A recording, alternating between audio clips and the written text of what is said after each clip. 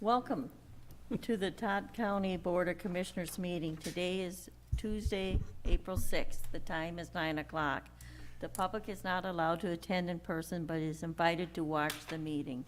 Attending remotely is the media, Chris McCon and Jeremy Klausman.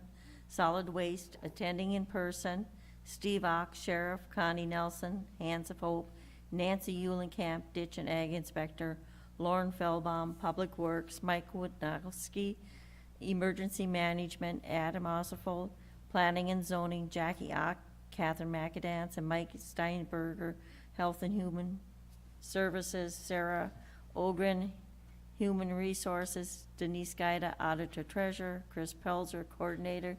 All commissioners are present, and we will stand for the pledge. I pledge allegiance to the flag of the United States of America and to the republic for which it stands, one nation, under God, indivisible, with liberty and justice for all.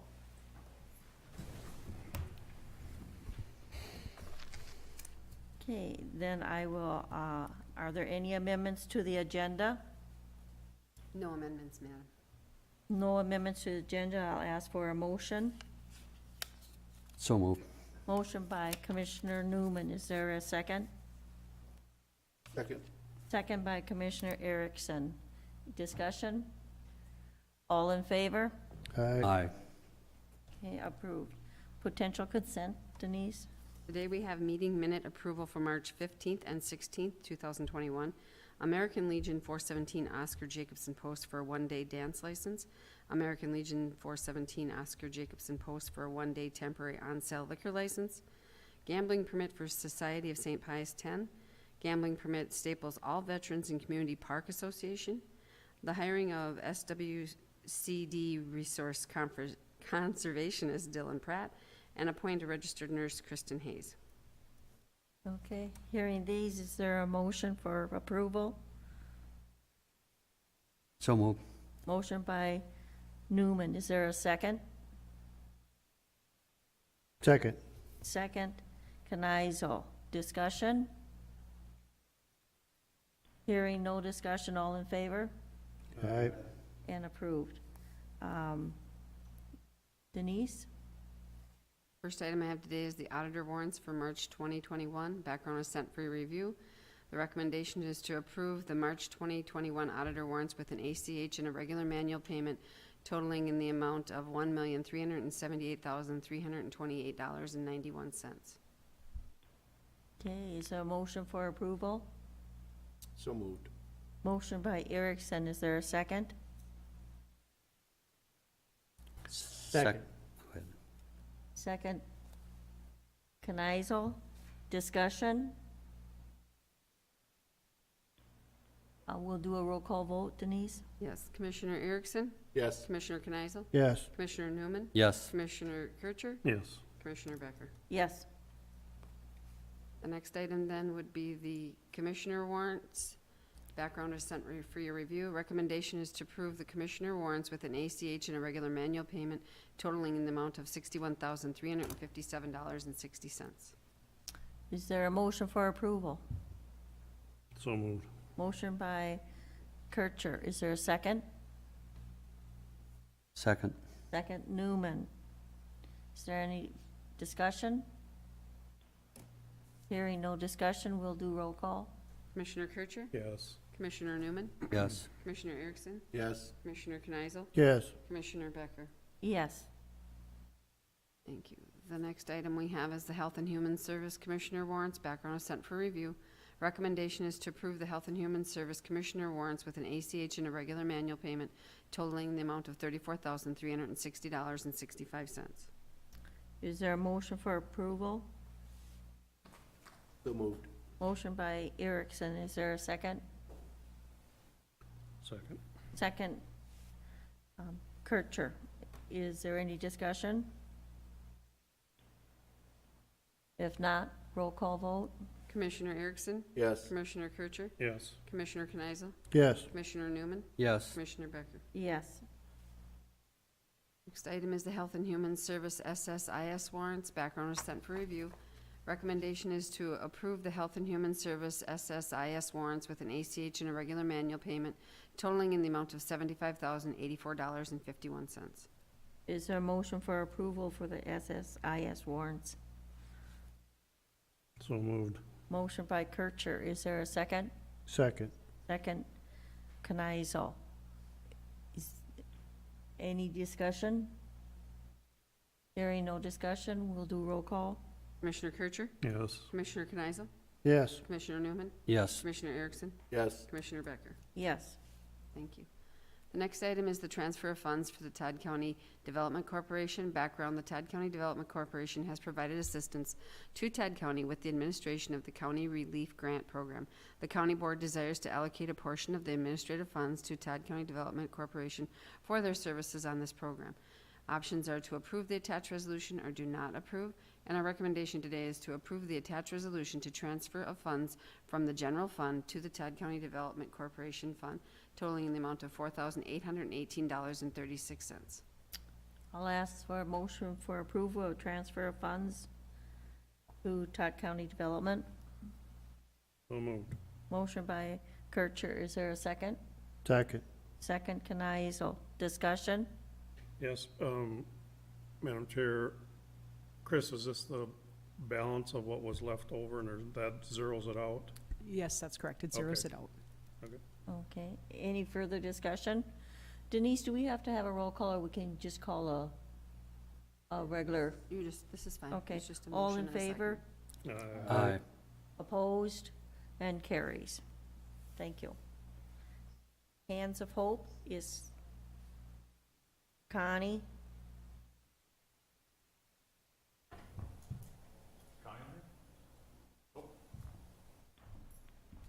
Well, should we move on to ditch inspector? Okay. Nancy, as long as you're here, why don't you step up and we'll, Morning. good morning. 2 agenda items today. The first one is acknowledge receipt of an outlet petition, Chaminade Lake Improvement District for County Ditch 41. The background, you were sent the petition with the board packet. Recommendation is the Todd County Board of Commissioners approves the following by motion. Acting as Todd County Ditch Authority acknowledges receipt of an outlet petition from the Chaminade Lake Improvement District to use County Ditch 41 as an outlet for their high water outlet project. Ditch Attorney Kurt Dieter has reviewed the petition and said it is a valid petition. Okay, I will ask for a motion. This is just for the Acknowledge acknowledgement receipt. Yep. that we received the receipt of the outlet petition.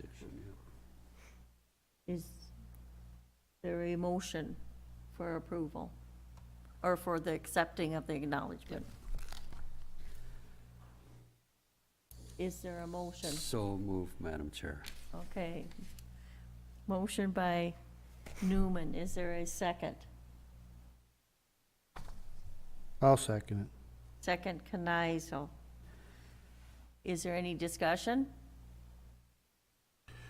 Yes, Madam Chair, what's the Yes. next step for them to take then? The next step, they want to have a preliminary meeting just to understand what they need going forward, and we're trying to set that meeting up with Kurt Dieter. And then after that, then there will be a hearing where you will determine if the outlet if the outlet is adequate to accept their water. And then after that, there would be viewers that would need to be appointed to determine what benefit they would get. And then if more engineering is needed, we'd request more engineering. And then there would be the final hearing. What is Morrison County Board doing? I mean, do they have to go through the motions before we do, or? I don't believe so as an outlet petition, no, because they're actually asking for the outlet to the county ditch. So Morrison Our County ditch, Board, Right, yeah. Because the Morrison County Board was gonna do that small little project, and they have not gone through with that, so that did not happen.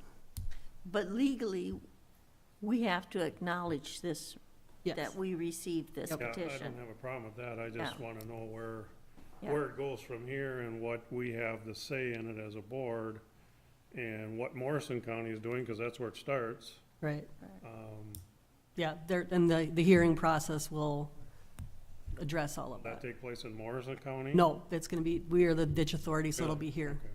Yeah, everything will be held in Todd County.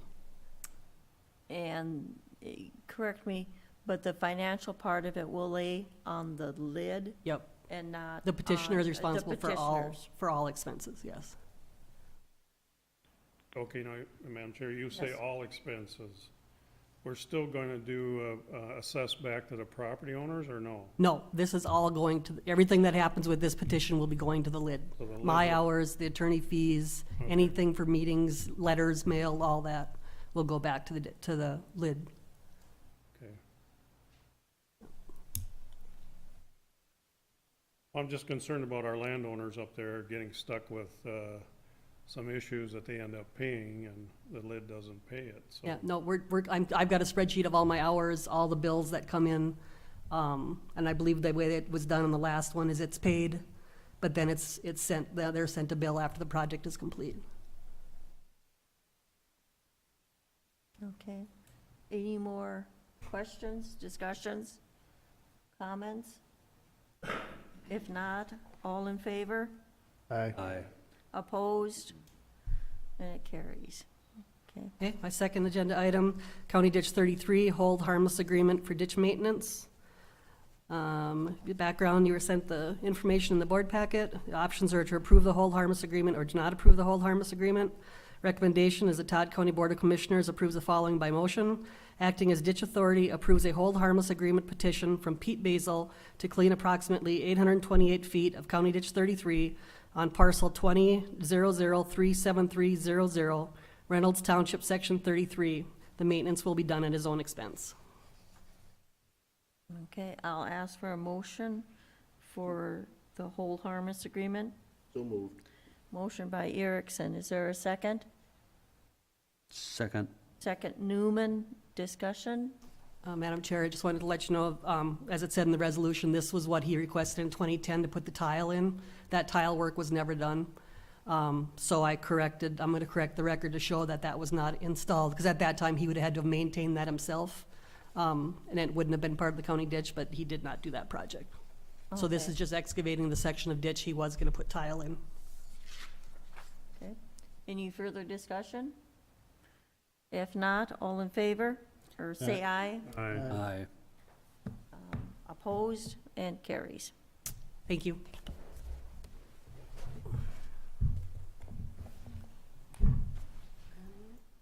Should we have Connie come in? I think Connie is here now. I think I seen her walk in. Sorry, Lauren. Good morning. Good morning. Good morning, Morning. Connie. Oh, shit, now I gotta go back up.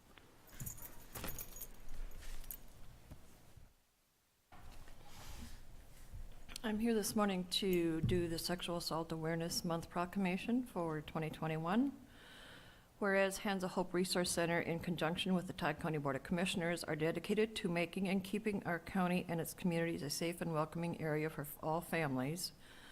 And whereas the voices of those who have been victimized by sexual assault need to be heard, and a clear message sent that there is no disgrace in being a survivor of sexual assault, as its shame lies only with the aggressor.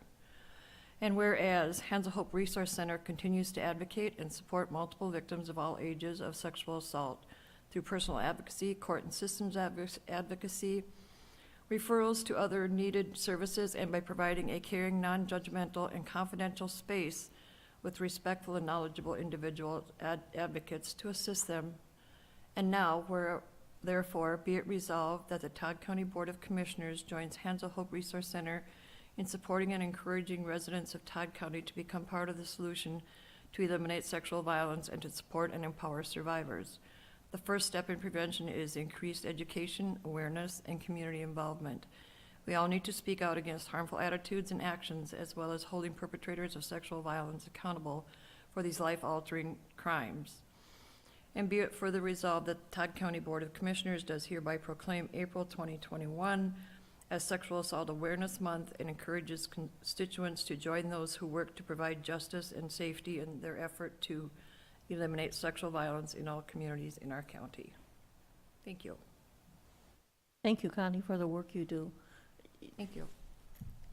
Now, do we have a motion for? We have to accept the Okay, proclamation.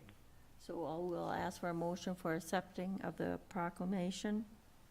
So moved. Motion by Kneisel, is there a second? Second. Second, Erickson. Discussion? Thank you. Yeah, Thank you for the thank work you you. do. Thank you. All in favor? Aye. Aye. Okay. I'm not in a hurry. Thanks. Good morning, Lauren. Morning.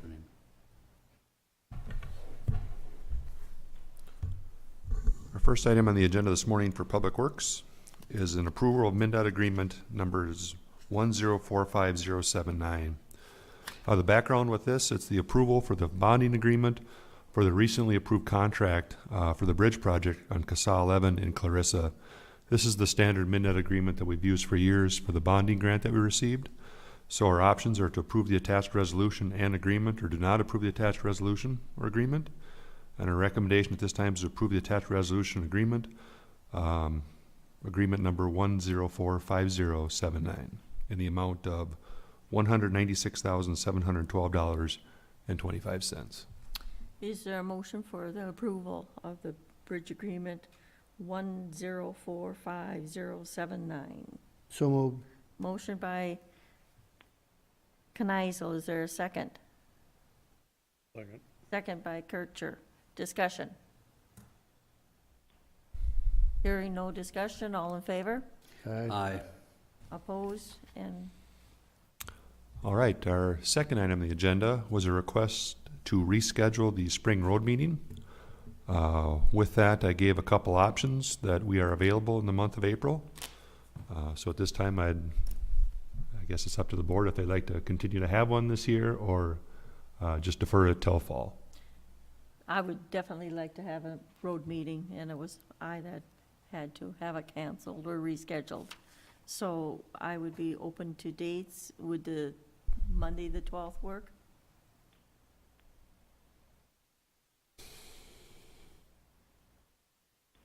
Monday, the 12th, 9 a.m.? Madam Chair, I think we have a Personnel Committee meeting at 9 a.m. on Monday, the 12th. Could we either do personnel before or after? We certainly can. Okay. If I may ask a question, we intended it to have it here. Is the room open? It would be if we're having personnel scheduled for that morning. Okay. Just was checking. Yeah.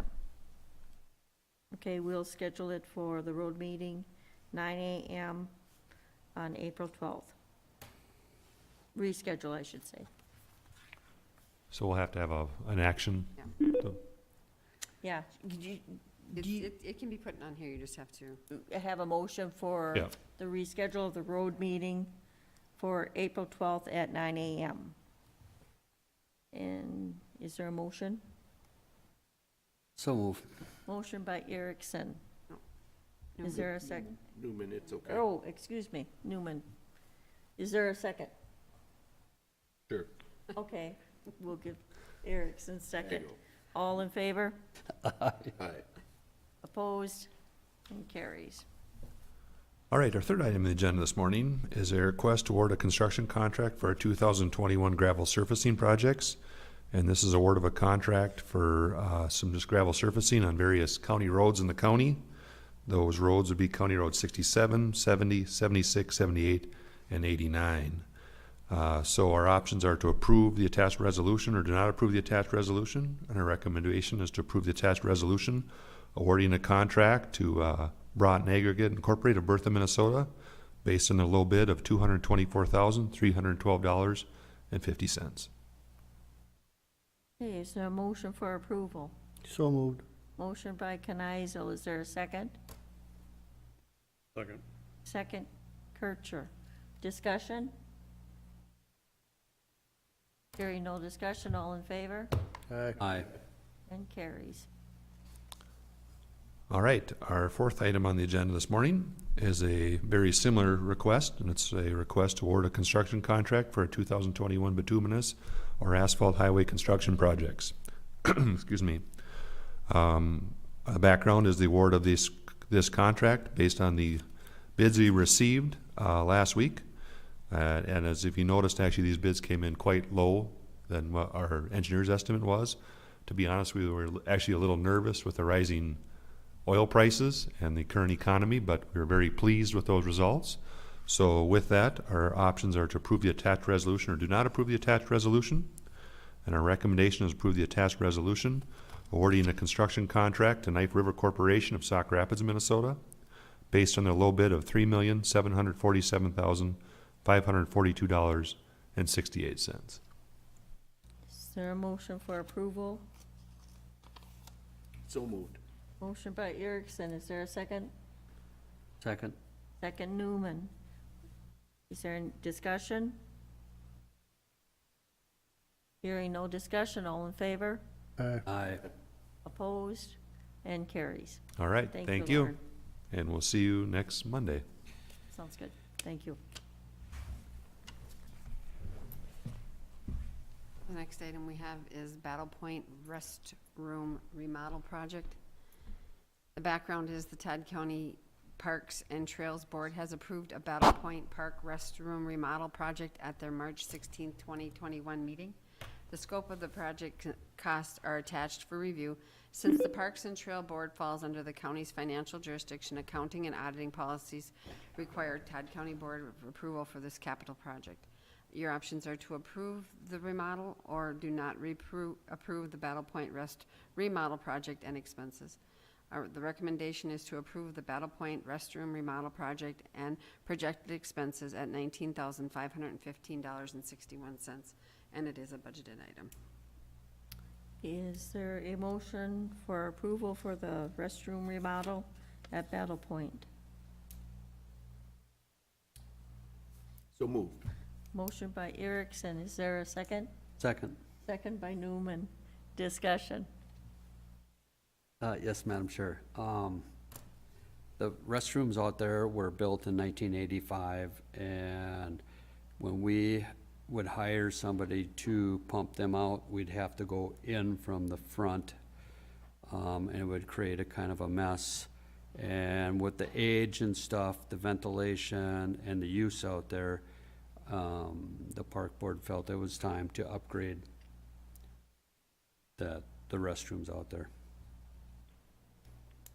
Randy, the financial implication, this $19,515, where does that money actually come from?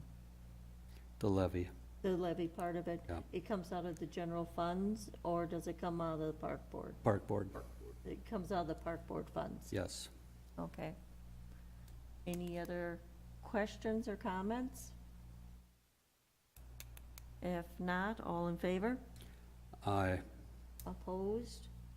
And carries.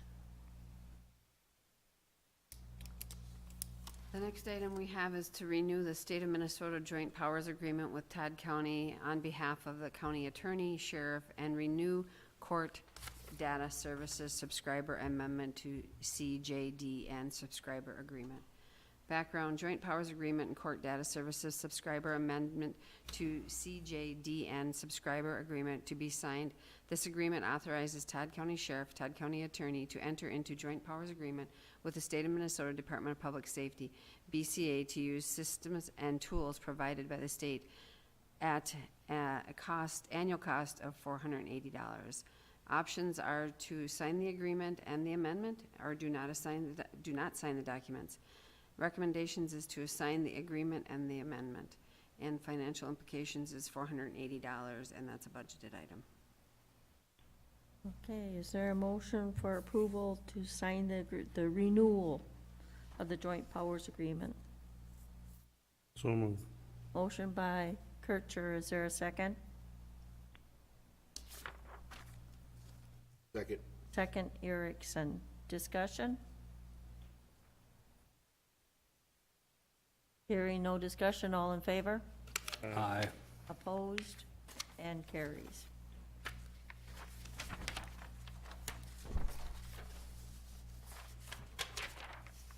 Steve, I guess.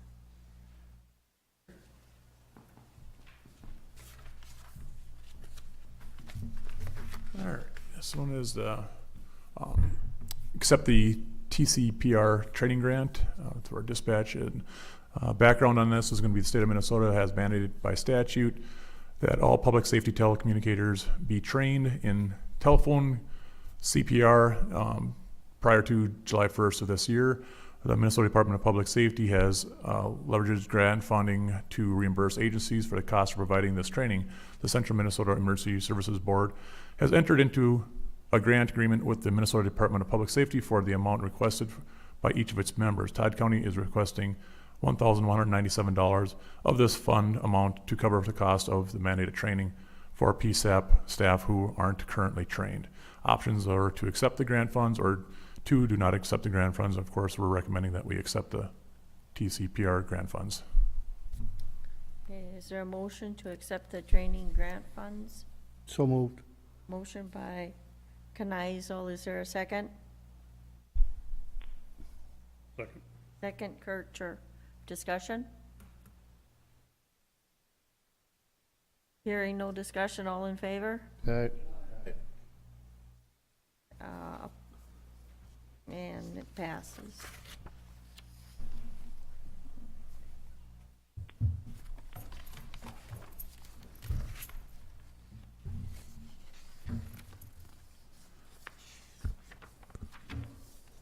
So Board and Commissioners, we have an opportunity to apply for a Sourcewell grant.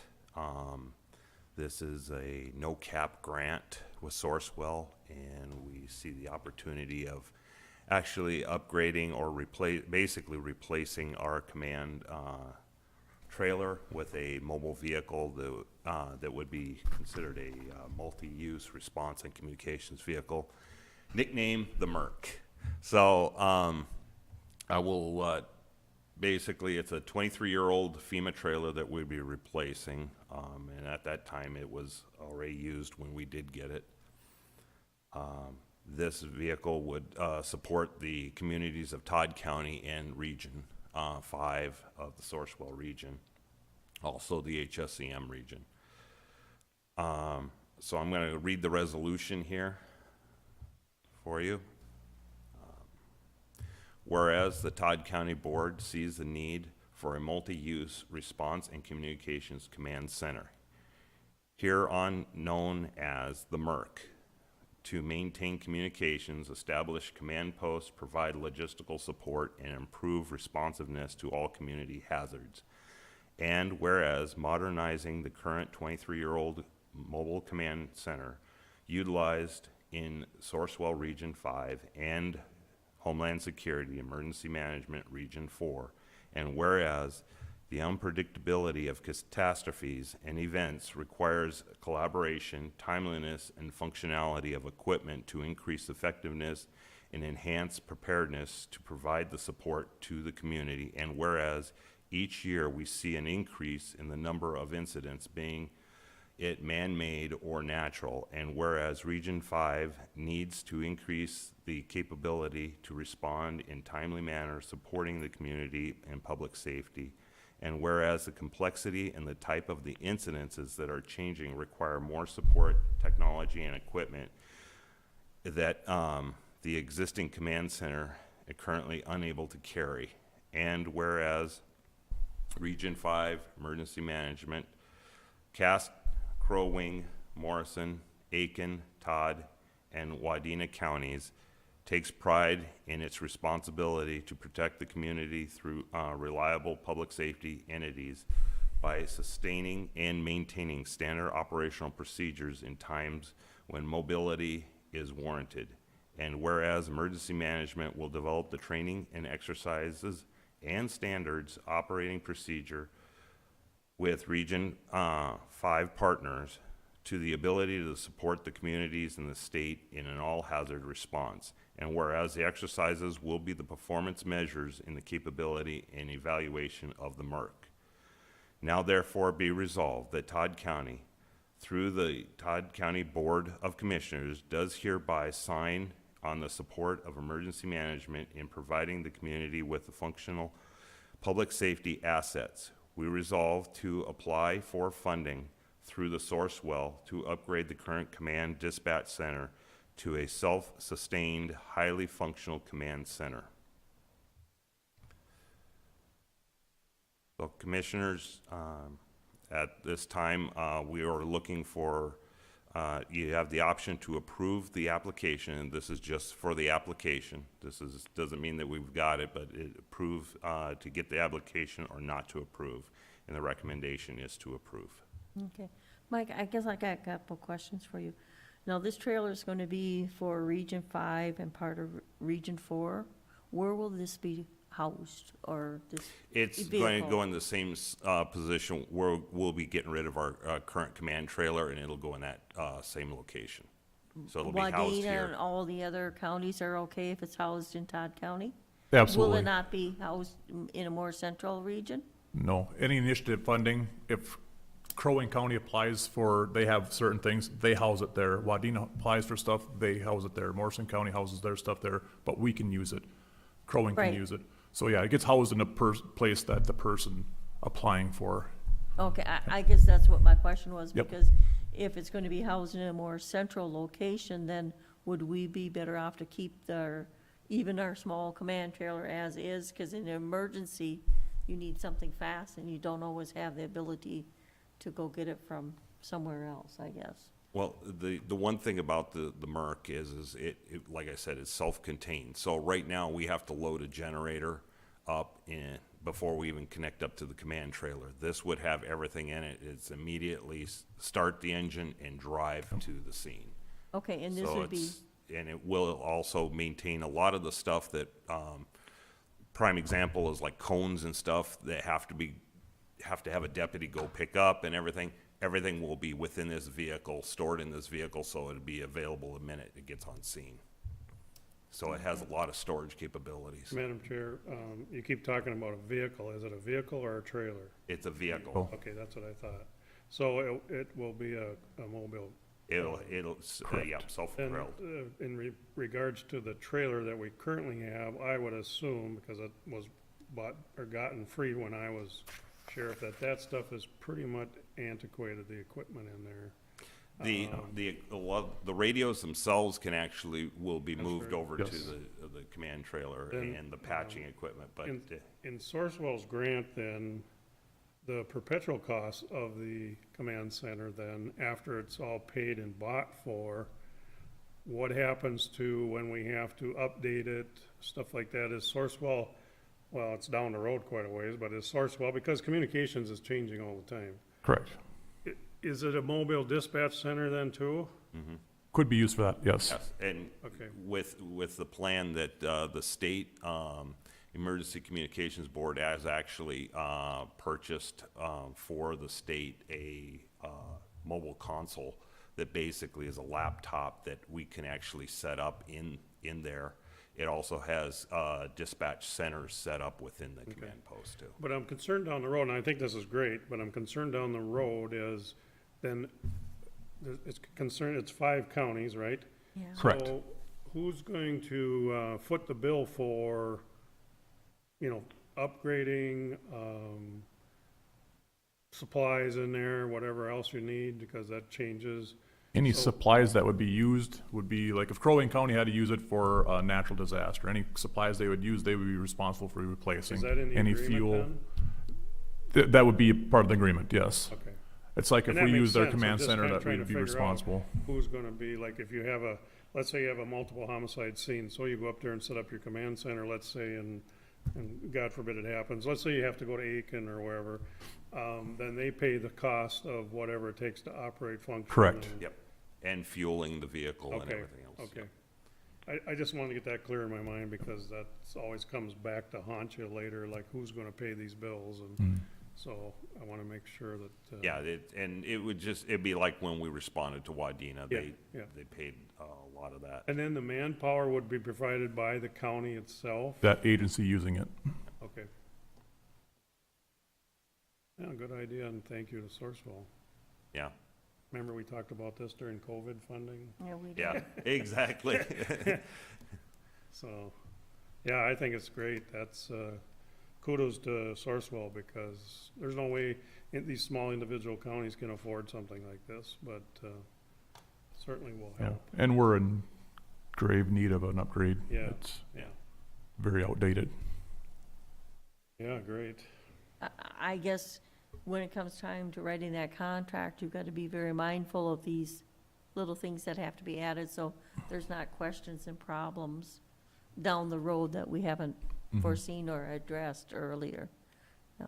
Madam Chris? Chair, if I could just ask, so this is just to apply for that grant, getting Correct. permission to apply. What is the time frame that you're working under, Mike? The grant, application has to be in by May 5th. Okay, and how soon would you know if it was awarded? That one I don't That- know. There, yeah. I don't. Didn't have that in the when specs. Sourcewell meets to vote on it, and I would assume it would be shortly after that, because all I'd grants. assume by June you should know. Is this that meeting that the communities attend? I think, Madam Chair, you're asking about that initiative grant? Yes. Is this Is- part of that? Is this part of the initiative grant? Correct. It is. Yep. Okay. So, Madam Chair, I got a question. Yeah. So, for 650,000, that's gonna be like a RV converted into this?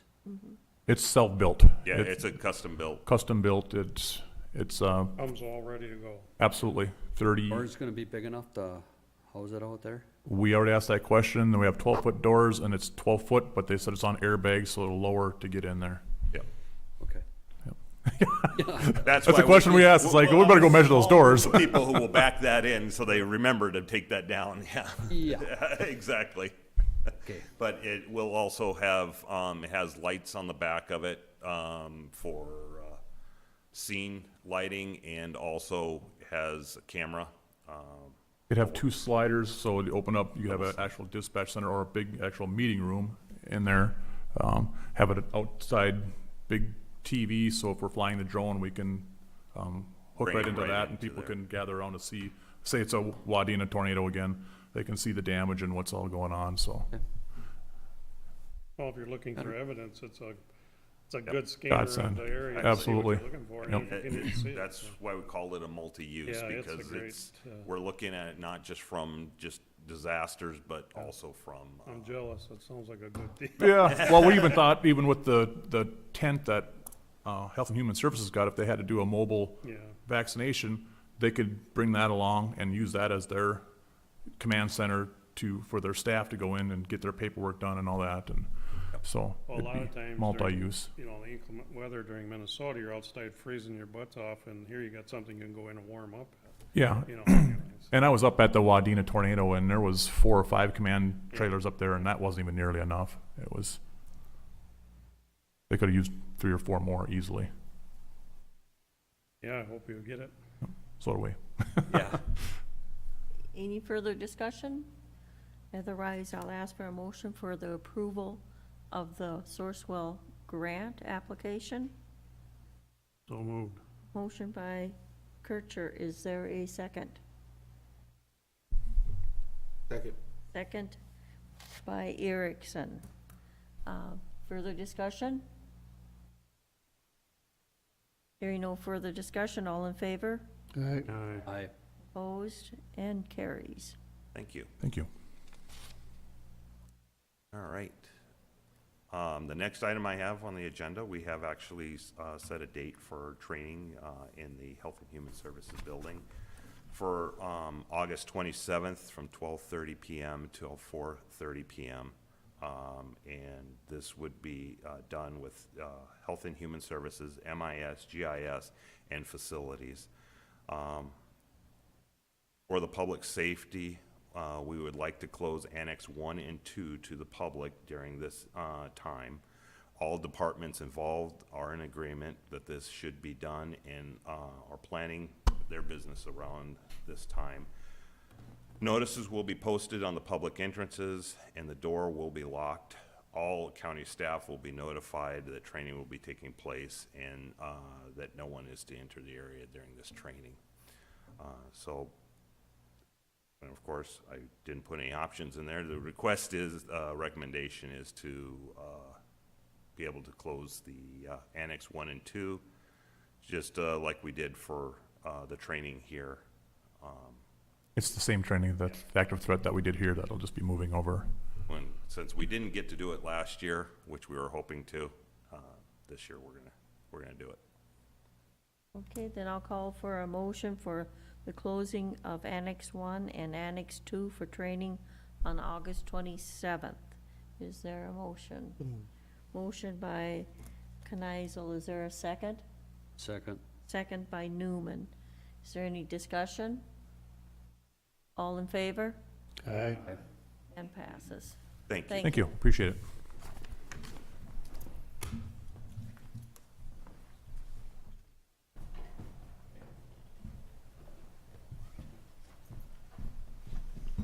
Good morning. Good morning. Just one item here this morning, the final plat of the R&J edition. A subdivision request to establish a 3-lot preliminary plat on parcel 030033000, which is in Birchdale Township, was approved on November 17th, 2020, with no conditions. Planning and zoning has completed the review of this plat and determined that it is ready for final platting. So the option would be a motion to approve to establish R&J edition final plat, or deny, and the recommendation at this time would be a motion to approve the request for final plat named R&J edition. Okay, is there a motion for approval for So- the R&J edition? So moved. Motion by Newman, is there a second? Second. Second by Erickson. Is there discussion? Hearing no discussion, all in favor? Aye. And it carries. All Thank you. right, thank you. Solid waste, are they, Madam Chair, they're both remote. okay? Good morning, Chair. Can you hear me? Yes, we can. Thank you for your time this morning. First board action that we have to present to you is for a change in job title and description. This is for what was currently called the office manager for the solid waste department, and we would like to have that referred to as the administrative assistant.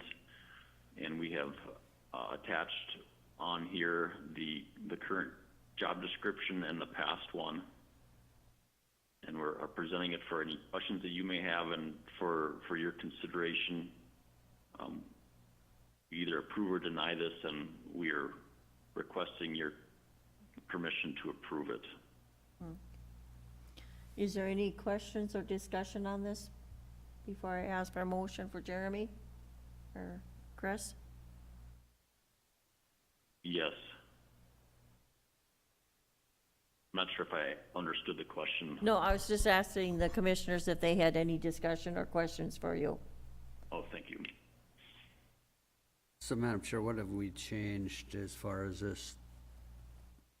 There were a lot of clarifications, I think, more than changes to make it more critical. Chris, I don't know if you want to. Yep, so Madam Chair, Commissioner Newman, as we went through this job description, Chris McCon did a really good job of comparing the duties that were listed, and what he found were, there were some duplicates listed. So where you see a lot of red line, it's really where he removed any type of a duplicate that existed just to clean up the job description. And Madam Chair, if I may, moving from office manager to administrative assistants, you say there's no change in a grade, but to me, administrative assistant means a confidential assistant. Madam Chair, the position is, it is a union position. It's not a confidential position. The title that currently is in place is office manager, but this position does not have, there's no supervisory over this. So having a manager and a supervisor both at the same facility, it just didn't seem to make sense to have both of those types of titles out there. So providing some clarification to have administrative assistant was we felt needed. Okay. It still sounds to me like someone that is a confidential employee to the department head, which in most departments, I think that's the case.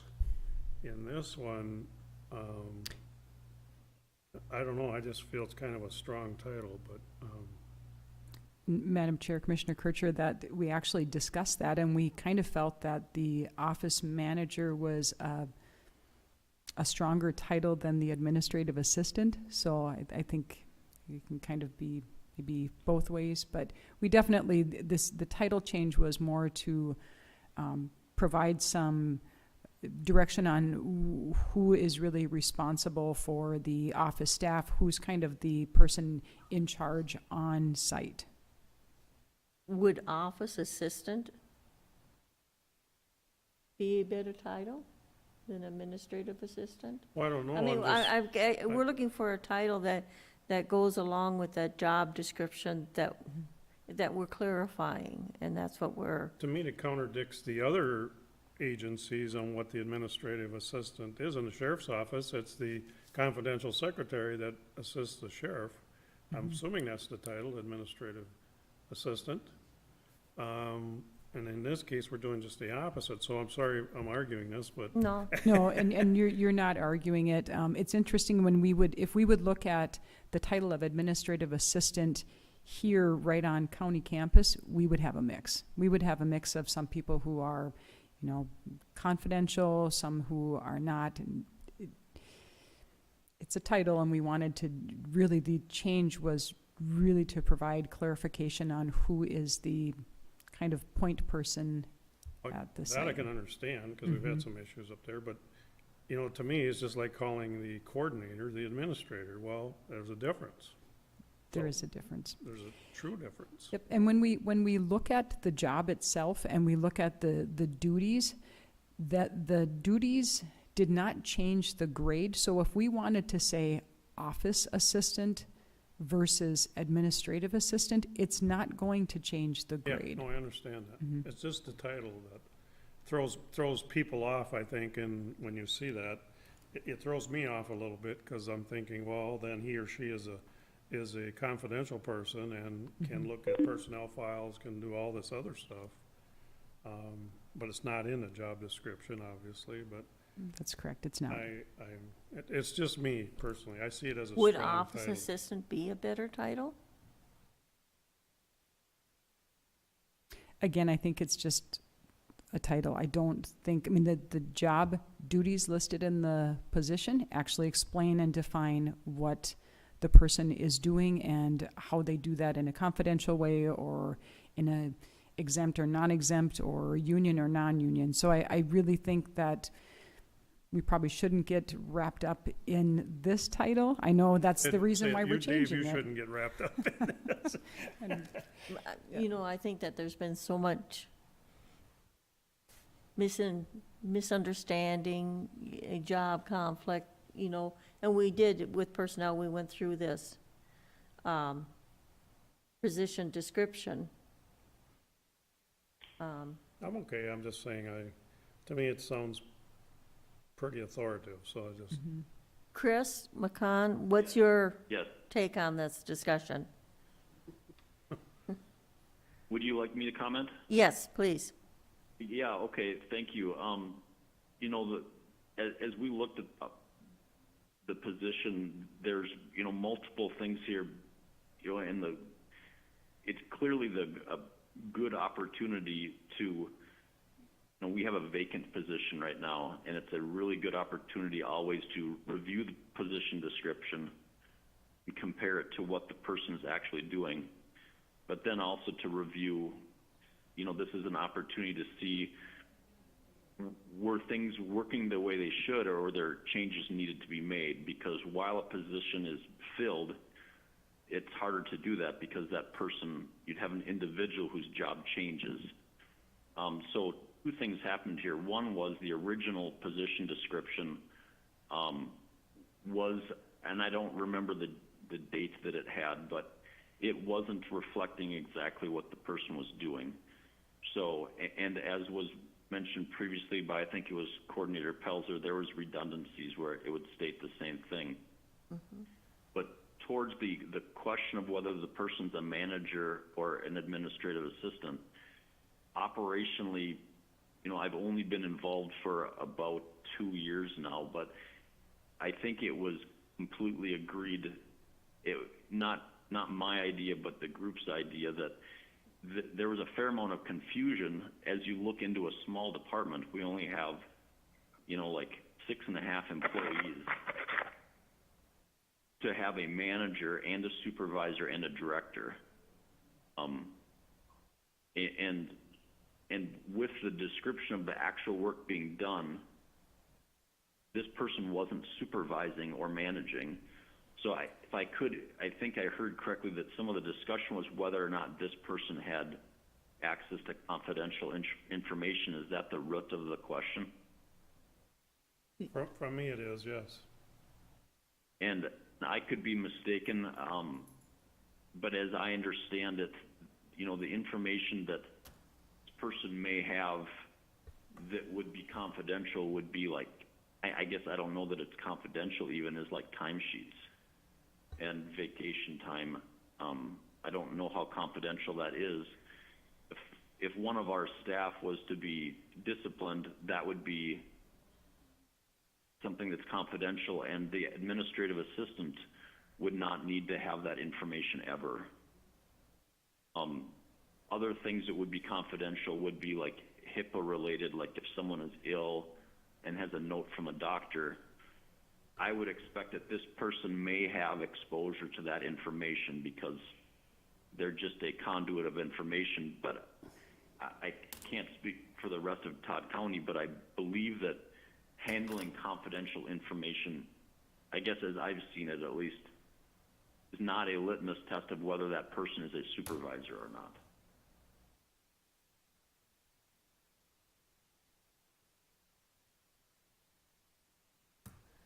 Any other discussion? Madam Chair, my only concerns this is a small department, employee-wise, but it's also a very large, multi-million-dollar business. And make sure that we have our I's dotted and T's crossed is one of my concerns. So we want to make sure that this position is going to be done and done right, because again, it is a multi-million-dollar department.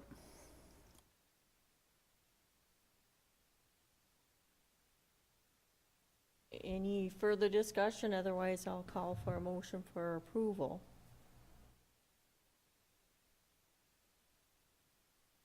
So moved. Motion by Kneisel. Is there a second? Second. Second by Erickson. Discussion?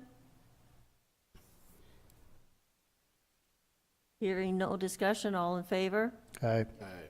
Opposed? Aye. I heard one aye. Was there two ayes? Two ayes? Depending on you. You know what? I will go with the three that voted against, or I'll go opposed to it, with looking at clarification of the title, job description title, with the administrative assistant, if there isn't a clearer title to be had on that. So the vote would fail. And I would ask that it be brought to the next commissioner meeting, which would be April. Someone has a calendar? Madam Chair, I'd like it referred back to the Personnel Committee to review. Yes, Okay. Thank you. yes. Madam Chair, if I could just ask for a little bit of clarification. Really what we're looking for is if this should be a confidential position, is what I'm hearing from Commissioner Kircher. It is, and the title, position title, if it conveys what we're looking for in the job description. So I would ask that the personnel go ahead and review the whole job description, make sure the title is, and if there's anything that would be confidential within this job description. And then be brought back to the next commissioner meeting, Understood. Thank you. okay? Does Chris understand that? Chris, you have any questions? No, I look forward to working with the staff, and if it's okay, I'll, probably reach out to our committee too for more direction with Commissioners Newman and Kneisel on that. Very good. And if it, I would presume that we should have it ready by the next commissioner meeting. If not, it would be held over, but. Okay. The next would be, Chris, would be the temp service. Great, thank you. So related to this similar topic, the current position is vacant. It's been vacant since about March 11th. And, you know, as we go through this, sometimes it takes longer to get things, you know, a new employee hired. And so we have done some checking and are interested in retaining a temporary employee from Doherty to fulfill the duties that can be done, you know, through a temp, like an administrative assistant that would answer the phones, and stuff like that while we have this gap. As we recently discussed, it is a smaller office, so missing a person for an extended amount of time, you know, just is harder operationally. And so we've reached out to Doherty on that and would like to, you know, proceed with an effort of selecting someone. You know, they normally, what they do is they're kind of like a placement agency, so they'll find people that have skills that would fit this position on a temporary basis. And as soon as we fill our position, that person, you know, we would go to their next job or wherever. So, Chris, on your request, you have written like an administrative assistant. Should it not be listed what you're looking for? Are you looking to answer phone calls? Are you looking for them to help with the scale? You know, what are the office duties you're looking for? You're right, Commissioner, or Chair. It would include running the scale. You know, and there's obviously some training that would have to go into the scale, but, you know, we've trained other people before in the matter of a couple days, they can run the scale. It would clearly require some more supervision, just because, like, you know, Jeremy will have to be doing the end of day till count and things like that to make sure things are balancing up. Okay.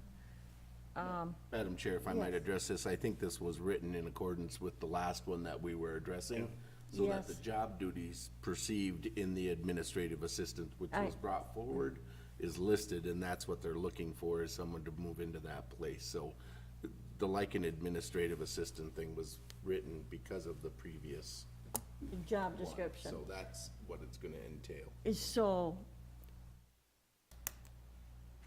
should we list those job descriptions in there? I mean, list, you know, watch the scale, list answering phones.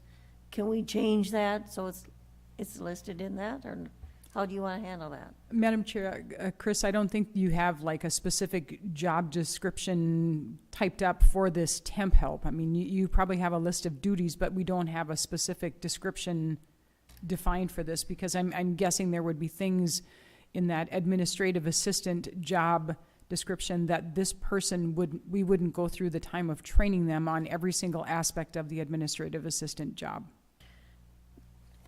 Chris, I would agree with if that. we would just take out like administrative assistant and to perform office duties. That Is would be that fine. clarification enough? Or just provide temp help for the office. Okay, Yep, that's fine. okay, then I'll ask for a motion for approval to hire temp help. So moved. Motion by Erickson, is there a second? Second. Second by Newman. Is there any discussion? Hearing no discussion, all in favor? Aye. Aye. Opposed?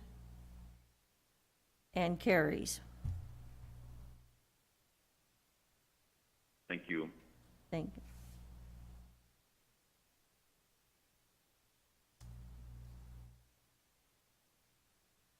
And Chris, you have the next item on the agenda as well? Yes, thank you. So the next item on the agenda is for the Prairie Lakes Municipal Solid Waste Authority. We're requesting an amendment to the finance agreement.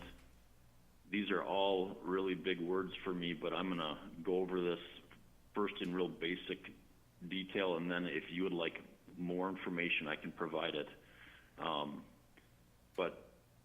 So the Prairie Lakes Joint Powers Authority has debt, and debt is carried by 4 different series of bonds. The biggest bond that Prairie Lakes has is called the 2013A series bond.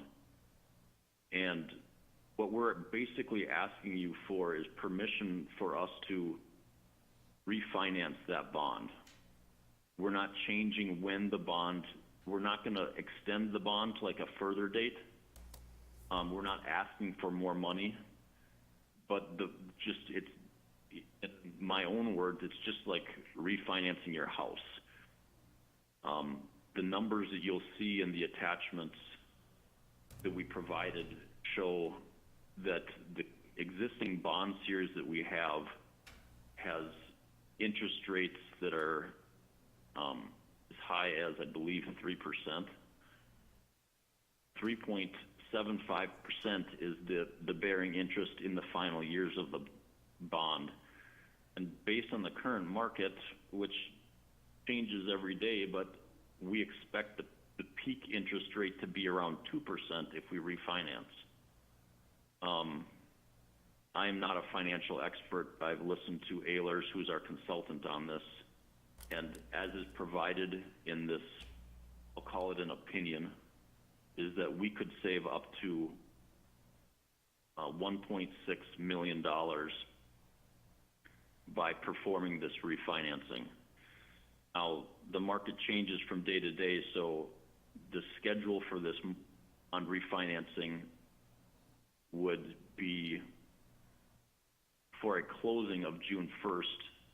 You know, we basically solicit financial institutions to provide a proposal, and the schedules, they would submit those, I'm looking on the calendar in here, on May 10th for final decision or closing on June 3rd.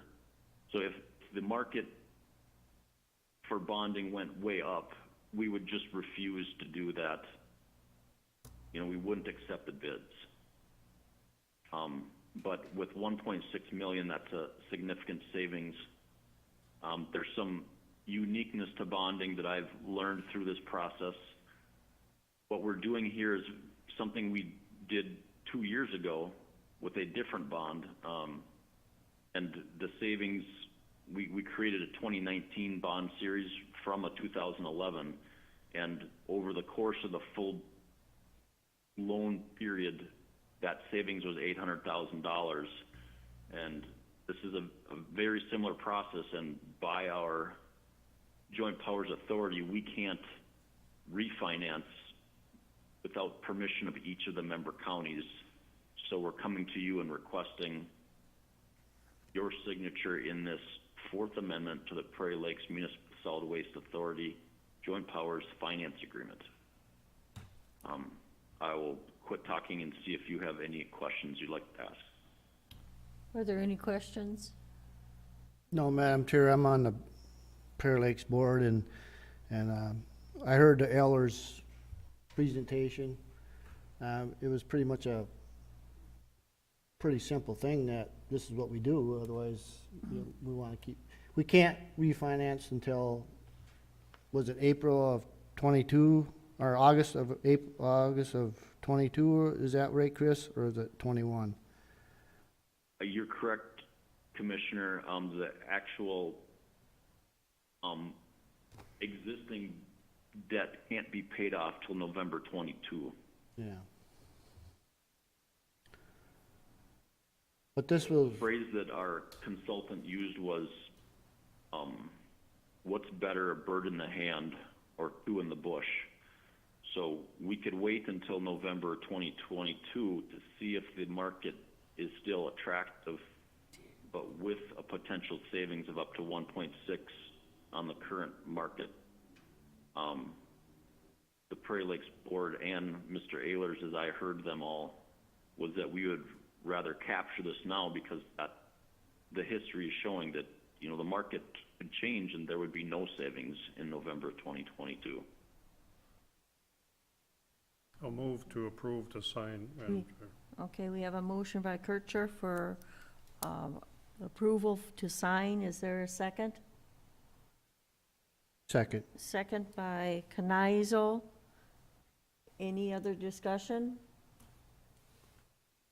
Hearing no further discussion, all in favor? Aye. Opposed, and carries. Next, we'll go on to the STEP contract. Jeremy, are you present to you give this if you are? Yes, I am. Thank you. Not a problem. So the next one we have here is on STEP, the renewal of the contract that we have. Obviously, every year we renew our contract with STEP that they come in and sort out our recycling that we take in from the commercial and residential. Options are to approve the contract or to not approve the contract, and the recommendation is to approve the contract with STEP for 2021. Okay, is there a motion for the renewal of the STEP contract? So moved. Motion by Kneisel. Is there a second? Second.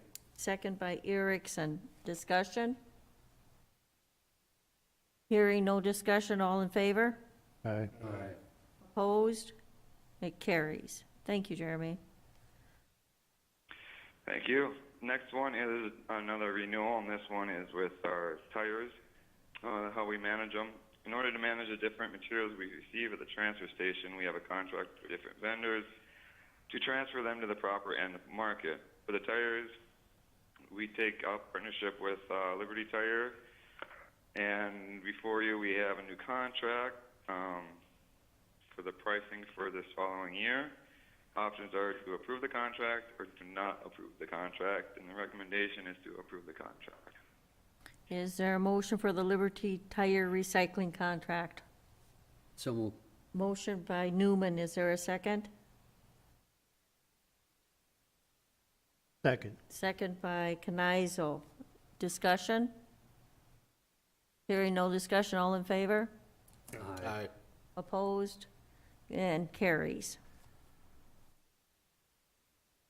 Thank you. And the last one then we have is our renewal of our permit by rule for the transfer station up here.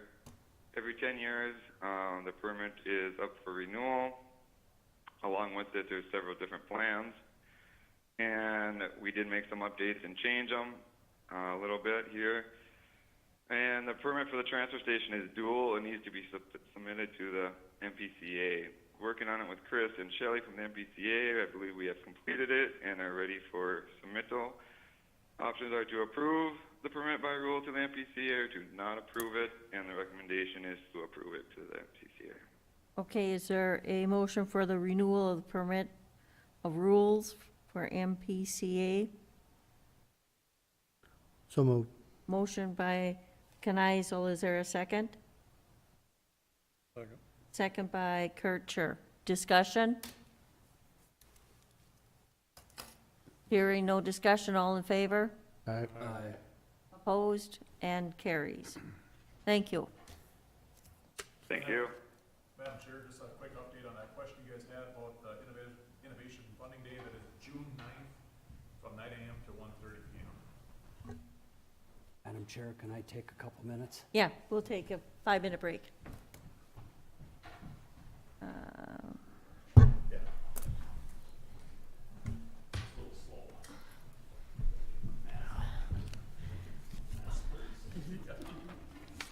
And Madam Chair?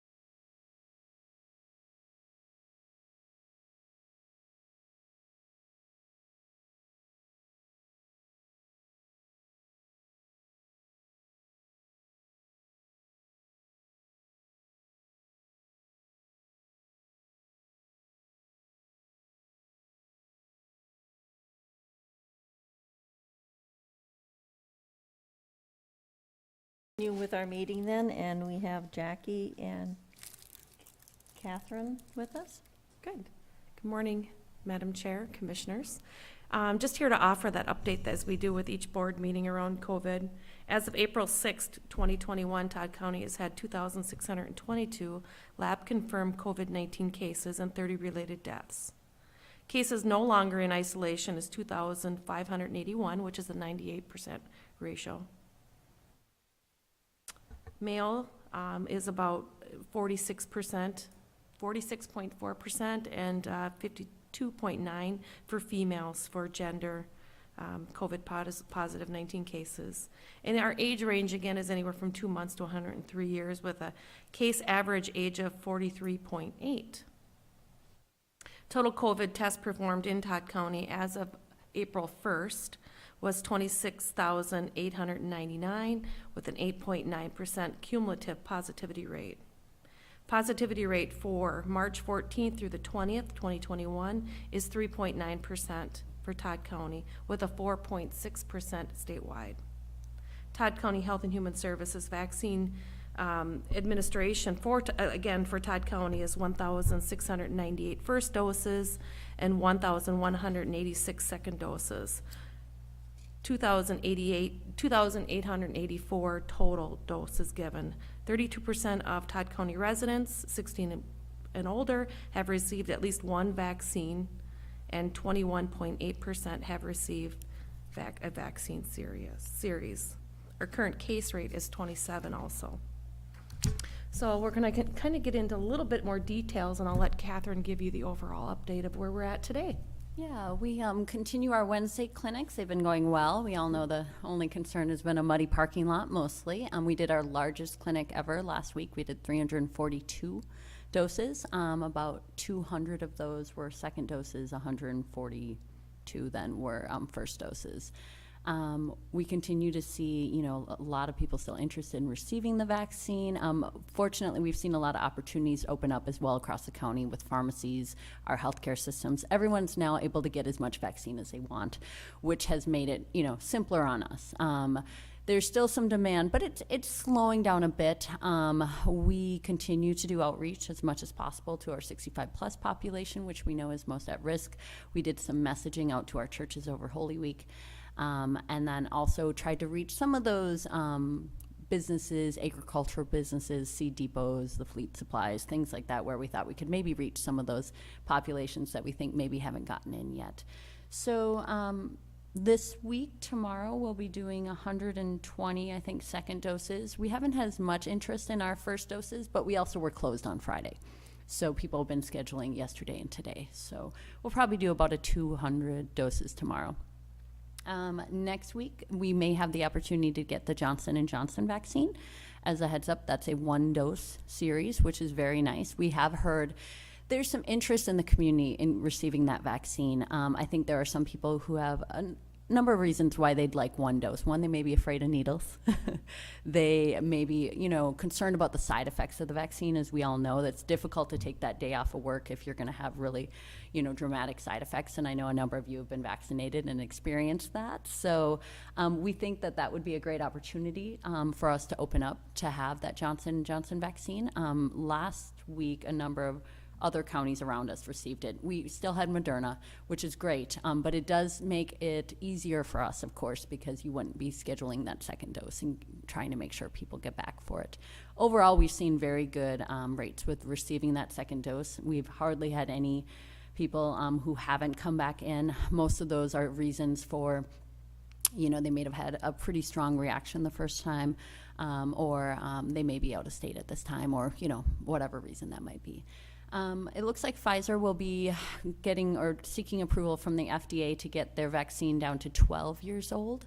So 12 to 15-year-olds then would be able to get the Pfizer vaccine. Again, Pfizer is 16 plus now, Moderna is 18 plus, Johnson & Johnson is 18 plus at this time.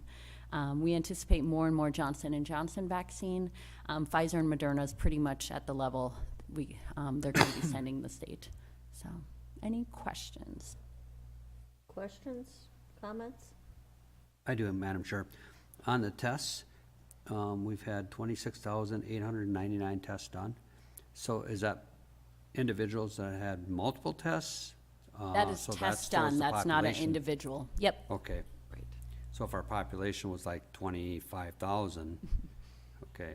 Yeah, That no, would as far you know, exceed there our- are many healthcare workers that get tested Yeah, multiple multiple times, times, which is right. why that number is so high. Okay. Okay.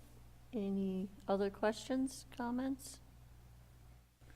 I've got interesting, the Bertha Clinic, or drugstore was actually giving out shots last week, and we see some of the people coming in after they have shots. A lot of them were from the Twin Cities.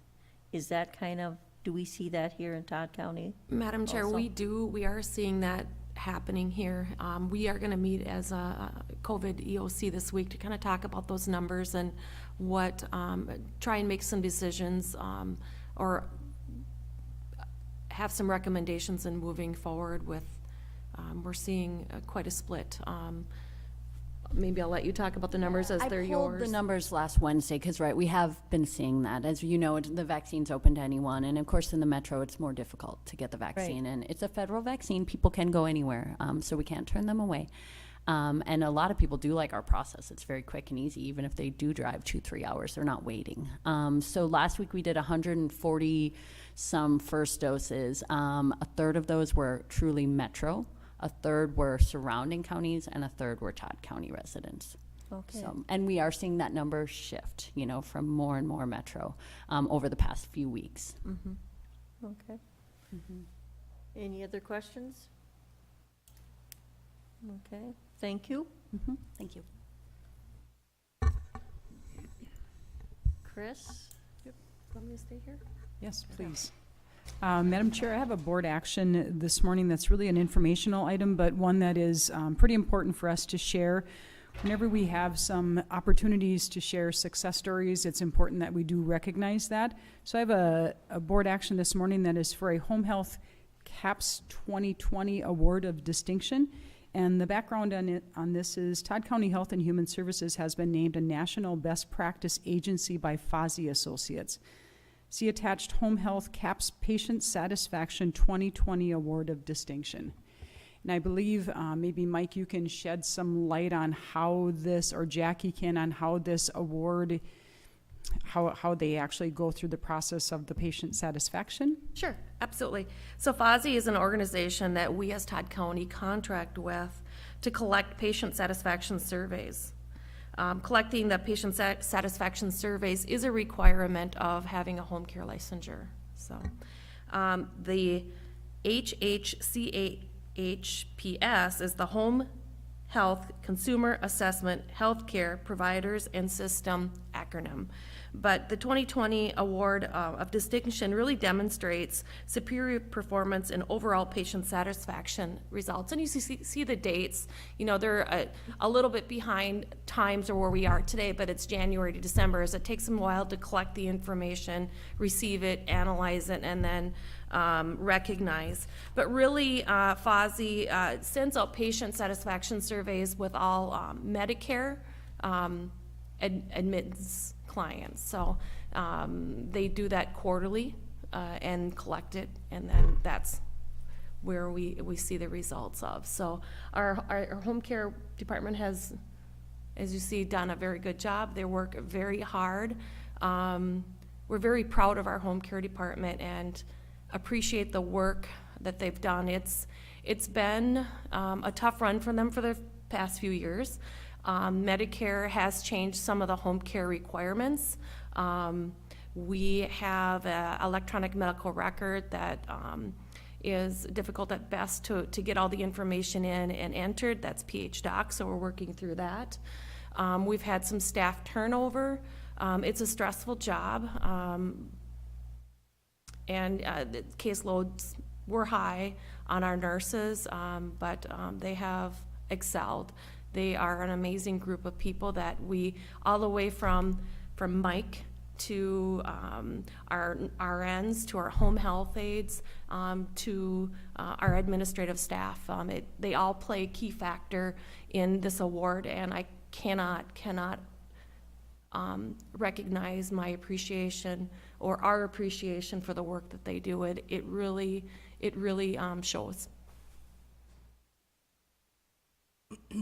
Yeah, I guess I would just add, this award really is recognition for our staff. I think our staff always keep patient service, at the heart and the forefront of everything we do.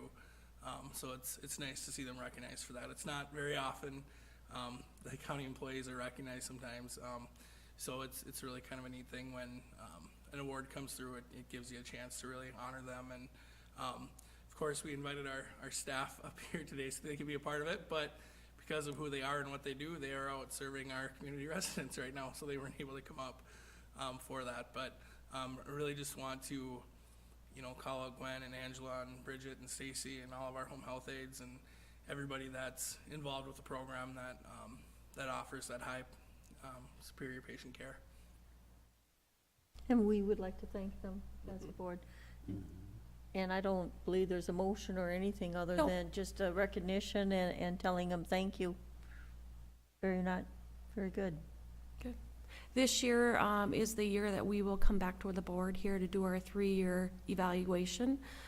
So we plan to do some unit updates, and we'll incorporate that in our unit updates, probably in a work session as information, but we do plan to present that at that time as well, so. Commissioners? Yeah. Okay. Great job. Yeah, thank you. Thank you. The next board action that I have this morning is a board action to discuss department head performance evaluations. As you know, last year we did not conduct performance evaluations on department heads just because of the early onset of COVID, and we postponed that. So we're hoping that we can have department head evaluations this spring. We have met as a personnel committee and discussed some options. And one of the recommendations is to conduct department head evaluations on Tuesday, April 20th at the board meeting. This does need to be done at an actual board meeting. It can be at a regular scheduled or a special board meeting, but does need to be done during a board meeting, and it can be a closed session. The evaluations that we have for this year, there are 7 of them, and we have set aside typically a half hour for each one. So if we look at April 20th, keeping in mind that would add an additional 3.5 hours onto that board meeting date. So giving you the option of that 20th, or if we wanted to split them or suggest another date. Okay, I'll open this up for discussion. I think during personnel, we kind of talked about splitting them between 2 board meetings, so it didn't take quite so long. Any other comments, discussion? Yeah, Madam Chair, the department head can request a closed meeting, am I correct? You are correct, Commissioner Kircher, and we have, historically, we've done this in a closed session, but they can choose closed or they can choose open. So we would do this at the tail end of our board meeting, and if all of them choose to have a closed, we would just go into closed meeting then, is that correct? That is correct. Well,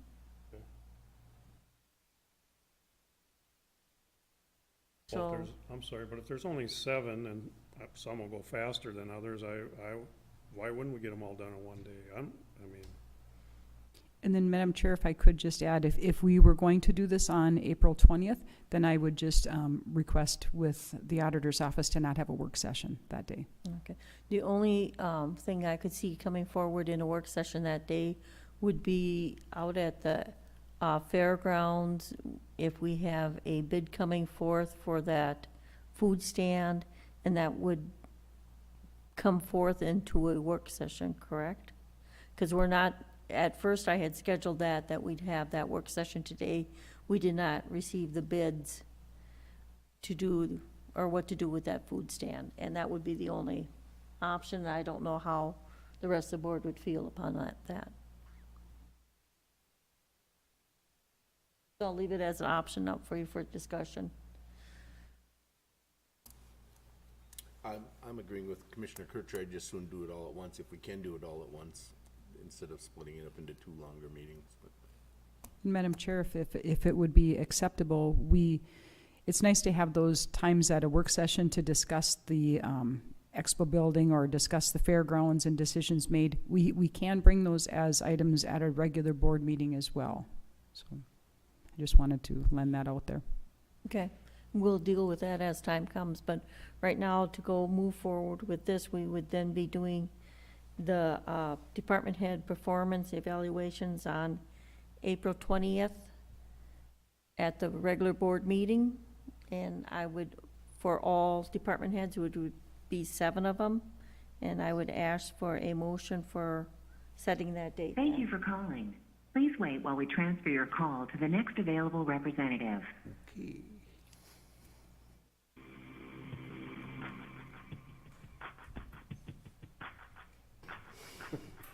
Okay. We get some good music Are we too. timed? Somebody must be ordering something. Yeah, I'm just gonna end this and restart it. yes. Welcome to the Broadworks Collaboration Center. Please enter. You will now be placed into the conference. Press star for help. Madam Chair, I think it's on the other end, since it's. Okay. Well, I'll proceed with asking for a motion for the approval of doing department heads evaluations on April 20th at the next scheduled board meeting. So moved. Motion by Erickson. Is there a second? Second. Second by Kircher. Discussion? Hearing no discussion, all in favor? Aye. Opposed, and carries. Thank you.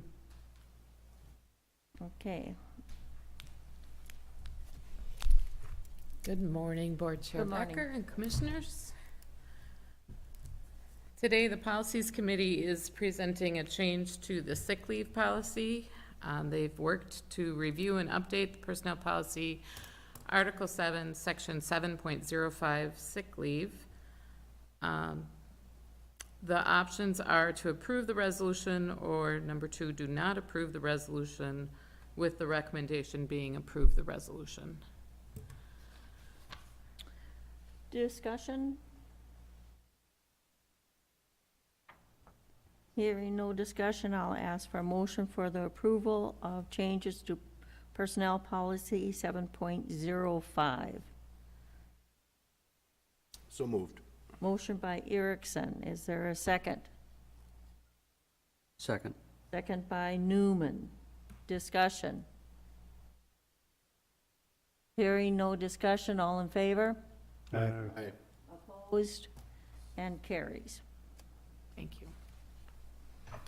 The second board action I'm bringing forward for the Policies Committee is the change to Personnel Policy 4.07. Policies Committee has worked to review and update Personnel Policy Article 4, Section 4.07, which is exit interviews. And the options are to approve the resolution or do not approve the resolution, with the recommendation being to approve the resolution. Okay, is there any discussion as we move forward? If not, I'll ask for a motion for approval. So moved. Motion by Erickson, is there a second? Second. Second by Newman. Is there any discussion? Yes, Madam Chair. If a commissioner participates, or commissioners participate in the exit interview, is that violating any privacy? I mean, we're doing it, probably doing it at the request of the employee. We are. Okay, is that kosher? Well, the employee will no longer be working for Todd County if it's an exit interview. doesn't- And I think that either way, we're under, you know, we all hear things that have to be kept under. Well, my concern too is sharing, we've been sharing, and I probably shouldn't say this, but we've been sharing some by email, and I don't think that's proper. Madam Chair, if I could just weigh on this a little bit. I did have a discussion with the labor attorney on this piece of our policy, and she did shed some light on the situation. What we are doing currently is not incorrect. She cautioned us, though, on sending those through email. She thought that it was better served to have those just kept within the office, and we talked about some different ways that we could address sharing that information. So she also stated that having commissioners involved in exit interviews, there's nothing that would stop that from being part of our policy. But we did talk about the roles of commissioners and what those roles really are with setting policy, making sure that budgets are set, working with levies, and that was the discussion that we had. So she was cautionary on sharing those exit interviews through email and that they really should be kind of kept within the office. But there was nothing that stopped the commissioners from taking part in an exit interview if you wish that to be a part of the policy. And it's, I mean, we only get that request very, very few times, I guess. Any other discussion? If not, all in favor? Aye. Opposed? Aye. And I'm in favor, so it will be passed as presented as the motion. Thank you. Okay, standing reports. Just a reminder that Staples Motley will have their special election next Tuesday, April 13th. And the auditors were here last week and completed our audit.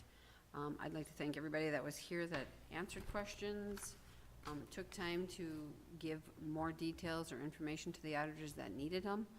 I feel that them being on site this year after the year of COVID, they dug a little deeper, they combed a little deeper, and we asked a lot of questions, and we were kept very busy, very, very busy. But they will be back in the first part of May to present the final standing of the audit. And that's all I have. Okay. Commissioners' reports? Anyone has anything to bring before the board? Madam Chair, the only thing I gotta add is, some of my committees are gonna start meeting in person. I'm really excited about that, be able to get to see other commissioners from other counties face to face instead of on Zoom. So, kinda excited about that, so, looking forward to it. Yeah. And I was able to sit in with that meeting that Denise talked about, with the auditors. Yes, very interesting meeting. Very happy I was able to sit in and get that knowledge and be able to ask some questions that we were kind of questioning at the time. So happy to be able to sit in on that. Any other commissioners? Chris?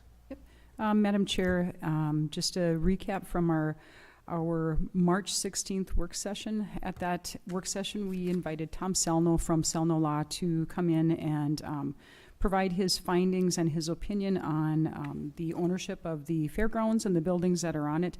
During that presentation that Tom made, he did state that the Ag Society was not in good standing and hadn't been in good standing for a while. So after that meeting, Tom did do some additional research, and he did find that there was a very short period of time that the Ag Society was not in good standing, but their standing as of now with the Secretary of State is that they are in good standing, and he corrected that at our Facilities Committee meeting, which we invited the Ag Society to attend, but we did want to make note of that here publicly, that they are in good standing. And the other update, if I may just share, we also stated at the March 16th work session that we would be bringing back discussion regarding the small food stand building. And as Madam Chair alluded to earlier, she stated that the quotes are not in for the small food stand building and also for the grandstand roof. So we're just holding off so we can provide a total package of information instead of partial. So that will come the next board meeting if that's appropriate. Okay. Any? I do have a question. That building that's supposed to be repaired, when is that gonna take place? Madam Chair, Commissioner Kirchhoff, that's the quotes that we're waiting on. Yeah, that's the one that we were discussing if it I should thought come. we had them already, but they're probably old bids or. Actually, what we had was an estimate just to kind of get an updated on what it is. And now we went through the official process of getting quotes because it's over our threshold. Yeah. And we'll bring that to a meeting as soon as we can. Okay. If there's nothing else to be brought in front of the board, we will be recessing until the board meeting on April 20th. And thank you. Thank We'll you. just take a few minutes.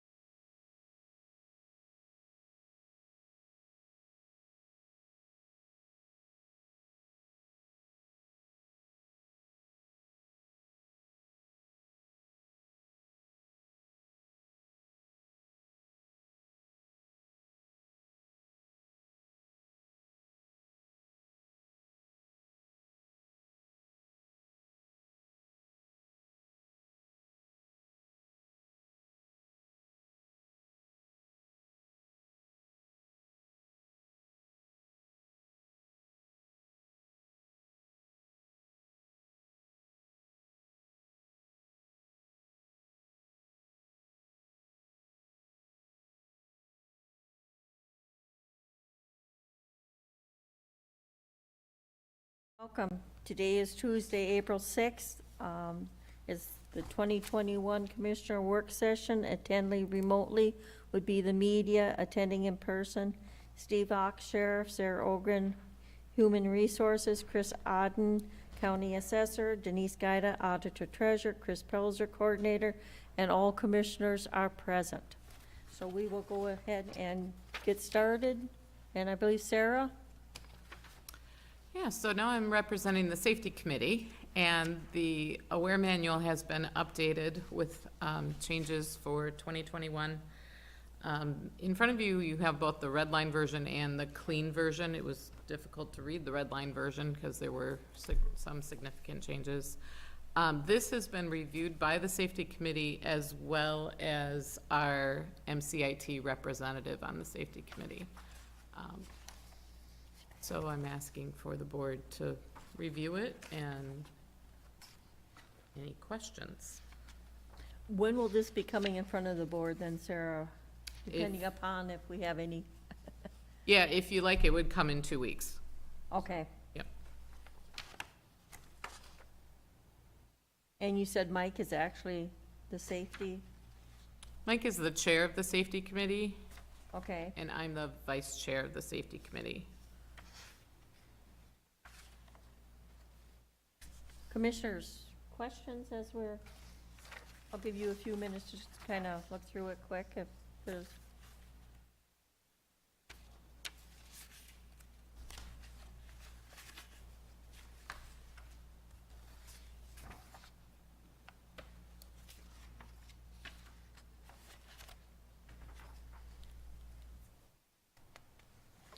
Is a lot of this housed through you though, Sarah? Who's,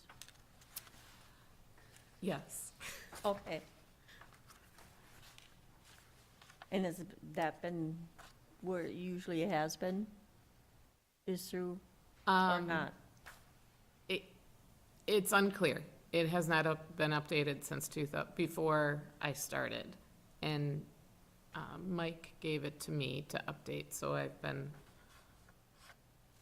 reviewing it for 3 I years. got, Madam Chair, on the, Yes. well, I don't know what, well, page 11, I think it is. Says no on number 9, no alcoholic beverages. Firearms is crossed off. illegal drugs are permitted on Todd County premises at any time. Reason we crossed off firearms is why? You're on page 11? Yeah, I think so. So down on number, what would be Nine. number Nine. 9 now, we put firearms are permitted on Todd County premises by those who are required to use them for purposes of their job only. So in a sheriff's office, yeah. person could, but nobody else can carry firearms on property. And you have to have that stated, because if I have a permit to carry, then I could carry unless it's stated that we do not allow it. Or can you carry even if it's stated, if you have a permit to carry? It's challengeable, but I think you're supposed to notify the sheriff if you're gonna be carrying it. I think that's what the statute says. Yeah, yeah. Okay. I know when we went through the course, it was Well, kind my of one of those question is, areas, it but- says no alcoholic beverages, firearms are crossed out, but there's two number 9, so which number 9 are we using? So firearms are, I believe the number 9 that's has the cross out through the not number would turn to number 10. Let me see if I have the clean copy. It looks totally different on the clean copy. 11 doesn't match 11.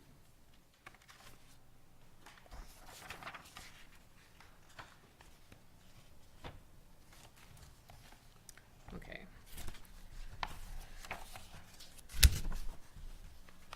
So in the clean copy, it says, no alcoholic beverages or illegal drugs are permitted on Todd County premises at any time. Anyone found in possession of the above will be subject to disciplinary action. And then number 10, it says firearms are permitted on Todd County premises by those who are required to use them for the purposes of their job only. And then number 11 is no horseplay. Madam Chair, when you see the red line document, it's really difficult to see what numbers are what, and that's just because it has to track that. Well, we don't have red lines, so I don't know where. Oh. Sorry. On the computer, I think we do. Oh, I'm sorry. I'm looking at So this the and this, clean and, copy that was provided in the work session yeah. is the clean copy, and that would be on page 9 of 20, the thank general you. safety rules. It wasn't matching his pages, so I couldn't keep along, I'm sorry. I'd like to go back to that firearm again. Sometimes at the fairgrounds, did they not have shooting? Or is there ever any trap shooting going on at the fairgrounds or anything like that when we say county property? How about at the solid waste facility? At the dump at one time, was that not used for practice, but that's used strictly by the sheriff's department They have their now? own range now, Where yep, it was, before it was more of a public, No, It's never been public. no. We have- but it was used by, Yeah, we allow like, the, firearm safety class to Shoot out there. shoot for their range day out there.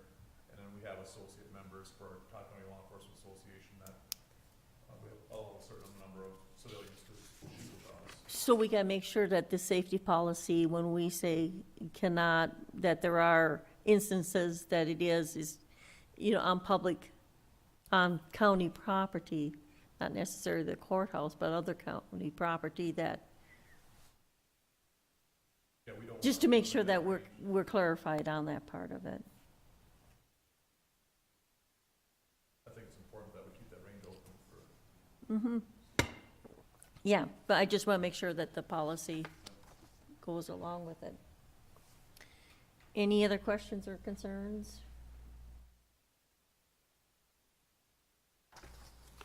Well, that brings up a good point, though, but that's Yeah. probably a long discussion, maybe we don't need to go there, but on the fairgrounds, if you have fair night, 3 nights, Yeah. whatever, somebody's carrying a firearm out there concealed, you wouldn't know it, but what if something happened, do we post that premises, or, That's where it gets, I don't know, Is how it about the posted? Madam park Chair, out there, I Randy? don't believe that's That's been statute. posted. What that? Statute, state statute said we can allow hunting out there. At the park. Yes, So then you would have firearms carried on county property. yes, at the county park, because. Okay, so we gotta get per statute- clarification of that.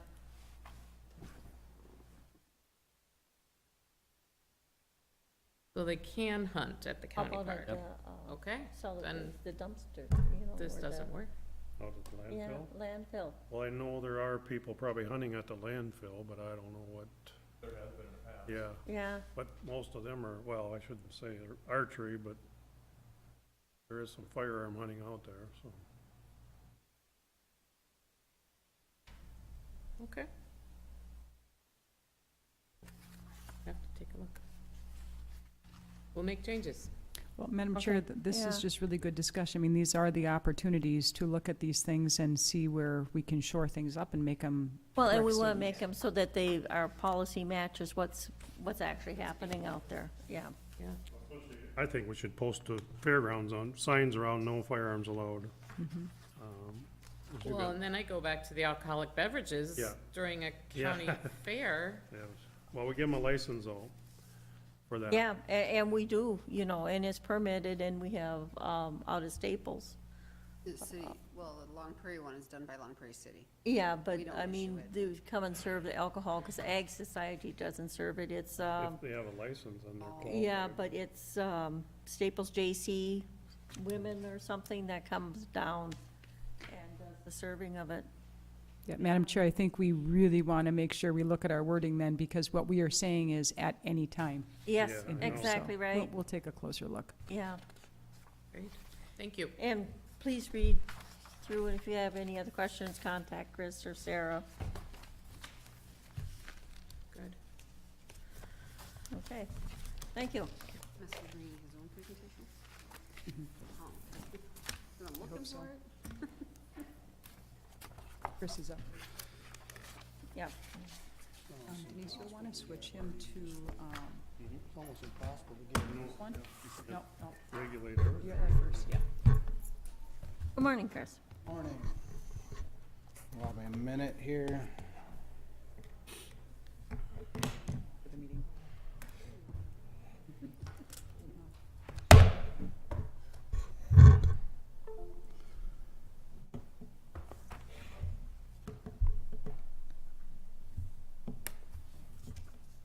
You have to wait till it's solid, Chris. If not.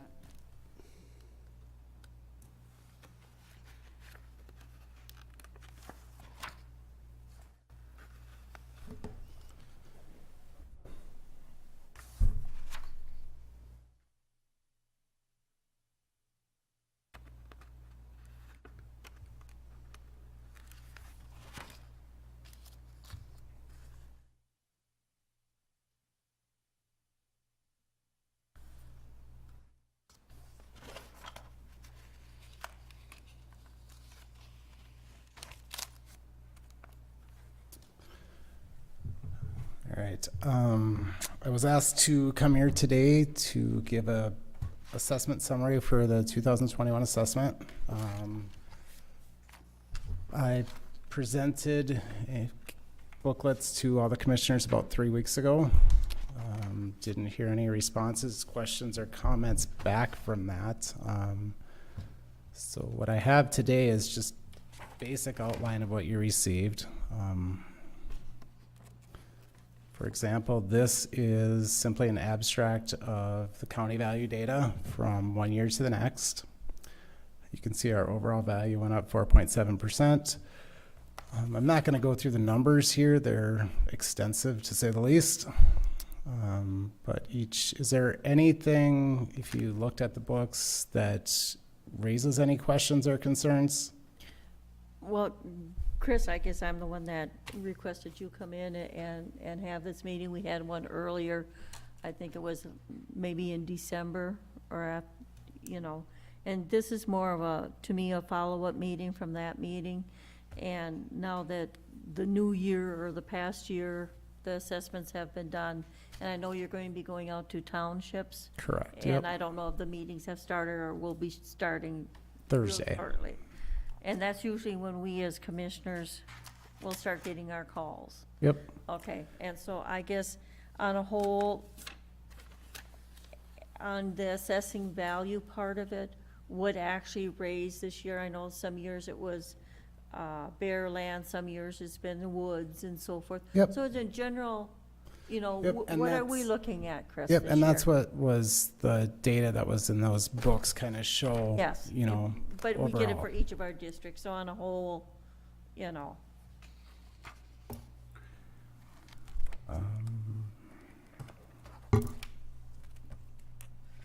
I guess we'll hear what the township will hear before they hear it. Yep. So this, I mean, there's 40 sheets here, each one for each district. You can see that by looking at the first one, we know that the county as a whole went up approximately 5%. Germania, for example, went up 11.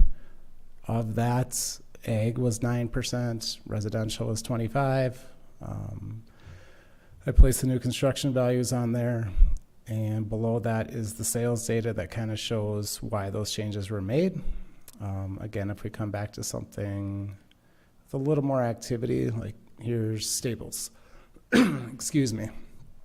So in Staples, you can see that we had 33 residential sales. When analyzing those sales, that we were at 89.5% of sale value, meaning our estimated market value was about 11% less.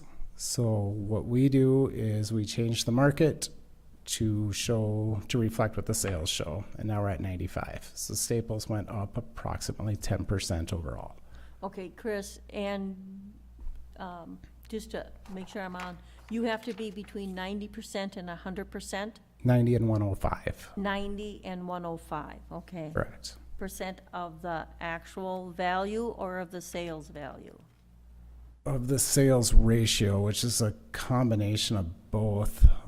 In this case, we have 33 sales. Knowing that we're 11% too low on these 33, it's assumed that we're also 11% too low on the other 1,000 parcels in Staples.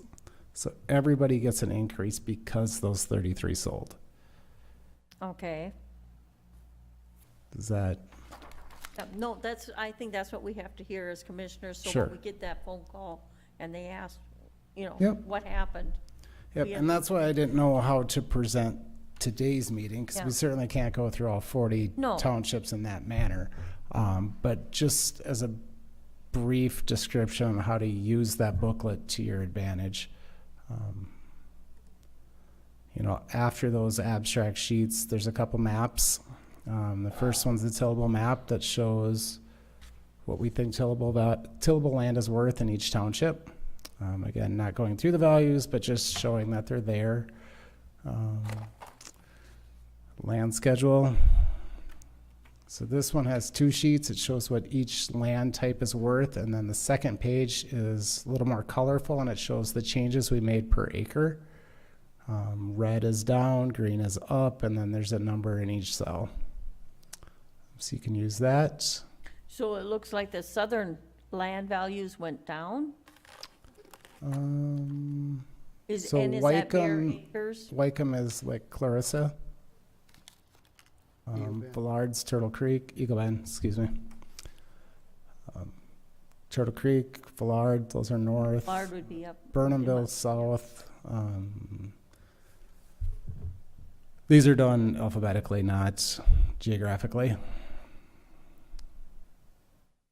So what causes some land values to go down and some, because the green ones went up, correct? Sure, let's go back one more step. These sheets are not something that were provided in your book, but it gives you an idea of how we determine what changes. I'm gonna go to, these are residential sales. We're just gonna look at Birchdale Township right now. You can see we had 10 sales. Of those 10 sales, we were 20% too low. If we break those down a little further, the green ones were ones that were not located on the lake. The blue ones were, the lake name is shown. So if we just look at Sauk Lake, we were at 71%. We raised that 10%. Birch, we were a little high, Little Birch, so we lowered those sales. You know, we're not just taking a generic overview of the county. We're getting it as tight as we can while still having some sort of meaningful data. To look at one sale on Polly Lake and say that this is a market may be a stretch. Okay, but now, when you went up, same like in the city of Staples, you raised, but you'll raise everybody's taxes around that lake to do the value of your increase? Just to get some terms right, we don't raise the taxes, we raise the value. The value, okay, excuse me, yeah. And as an overview, we will raise the value of the lake shore. Okay, But we might stop out at the house and see that there's qualities involved with the property that were different than what we previously thought. So the value could still go down even though the lake shore went up. okay, Generally, properties on Sauk Lake went up in this example. You can see right below that, this is Bruce Township. There's 2 sales, both on different lakes. We're a little high, so the overview change. Very typical. It's not always up. So, Madam Chair, I got a question, Chris. Has Todd County ever been notified by the state of Minnesota that we're not following their guidelines as far as our percentage of valuations? I started in 2013, and that, my first year, I had 2 townships that I was too low on, and the state raised them. Since that time, I have never received a state increase or decrease. Okay. and the state has the right to come in and raise? They value. provide a summary sheet annually, and it says what their orders are. They don't actually have to physically do anything. Once that state order is received, it's taken seriously and it's done. So I'm the one that actually would hit the button based on their orders. Okay, But, Madam Chair, they Yes. could hit the button to have you terminated too. Or take There your would- license away. There would be repercussions if the orders were not followed, and those could involve my license or possibly local government aid. Right. If we're not following the state statutes, I think I'd be the first to go, but then local government aid would probably follow if the board was out of line. you know, and so many of the calls, and I got one a week ago already, and their taxes went up, okay, but it's not necessarily the spending of the county, it's the value of their land that raised. Mhm. And that's where I think people have such a hard time distinguishing the difference, the value of the land raising Sure. and what the county is spending, and they're not. It's absolutely different. They are 2 different parts. They do work together. If we look at, this is a different sheet. This is a 5-year sheet. I'm going to scroll to the top here.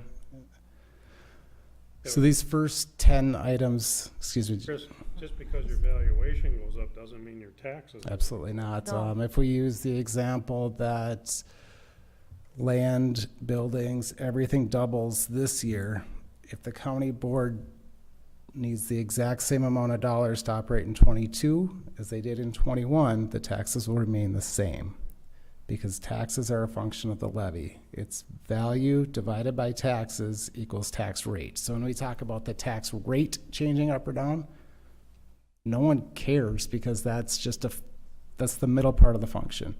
If I increase my values, they can get upset. If you increase your levy, they can get upset. But the tax rate is just a function that brings the 2 together. Right, but the value is what is making a difference.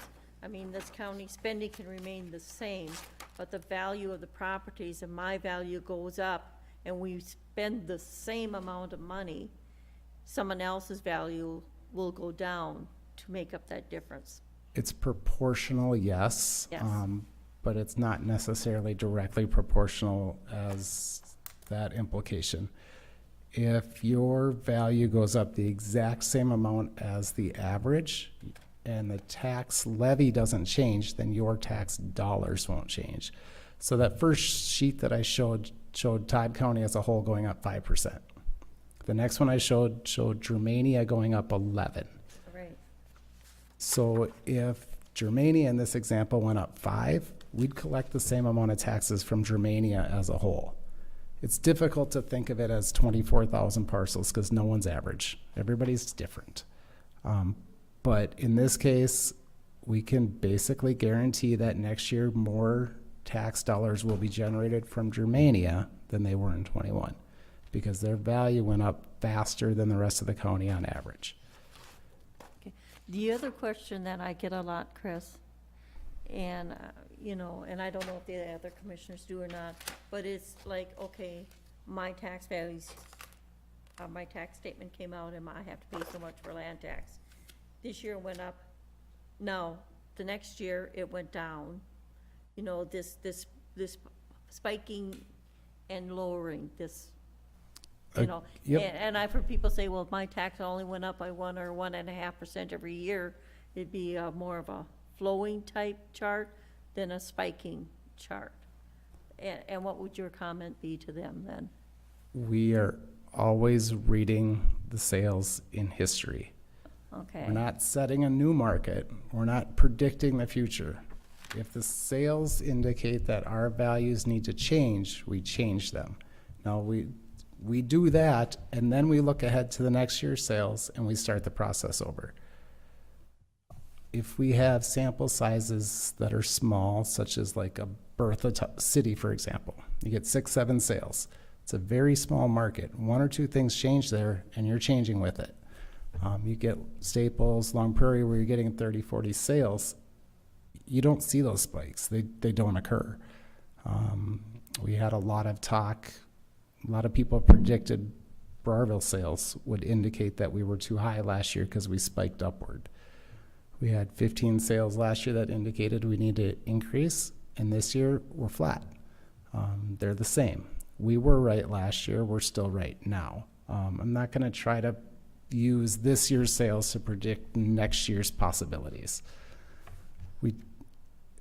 The spikes are not something we can prevent. If you look at the screen that I have on there at line item 5, for example, this shows that in the last 5 years, we have had 1,376 residential sales in Todd County.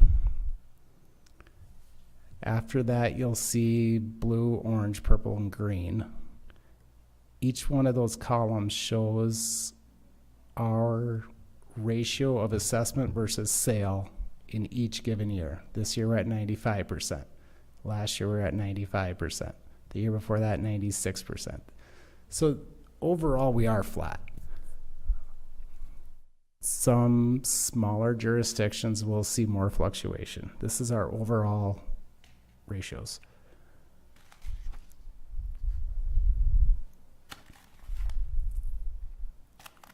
Well, Madam Chair, would you have, what I always look at too is somebody calls me and said, well, let's look at your township taxes. Yep. And let's look at your school district. Yep. For sure. And look at any other assessments that you may have on the property, so. Todd those are County's one. contributing factors to your increase in taxes, so. Yep. And we have had quite a few calls from Gordon Township this year. We didn't do that much in value for Gordon Township, so it was surprising to get those calls. Oh, excuse me. Bruce. They increased their levy 35% this year. So when we're getting calls saying that it went up, what did you do? Yeah. We were scrambling. We didn't know what we did at that point because it wasn't on our radar to think that there was something drastic happen. Nothing drastic happened on our end. Their taxes are going up even though their values remain flat. It shows how those two entities work together or separately. Okay. No, I just thank you for coming in. I know we always have, at the session how, things are divided out and how you have to raise some, lower some, and how you have to collect so much. So to me, this is just bringing us up to speed. I before we do get want the to townships? reiterate that collection aspect doesn't start or finish in the assessor's office. Yeah, When we set these values, this 2 1/4 was done in this room. It wasn't done downstairs. The board elected to increase the levy 2 1/4%. mm-hmm, That number was then applied to values that were set 8 months in the past. These assessments that are done in 21 are done independently of your levy that you will set for 2022.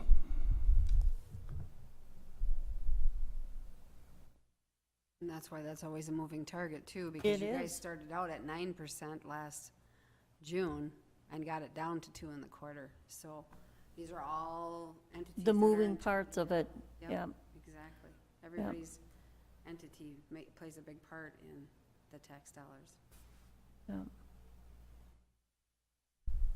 Do most townships do their own, you go out to see most of the townships now, or more of them going Believe into the 12 of county? them we don't, Okay, roughly 12. So out of the 40, we go to 28 of them. okay. We are doing those appointment only this year to restrict any COVID stuff.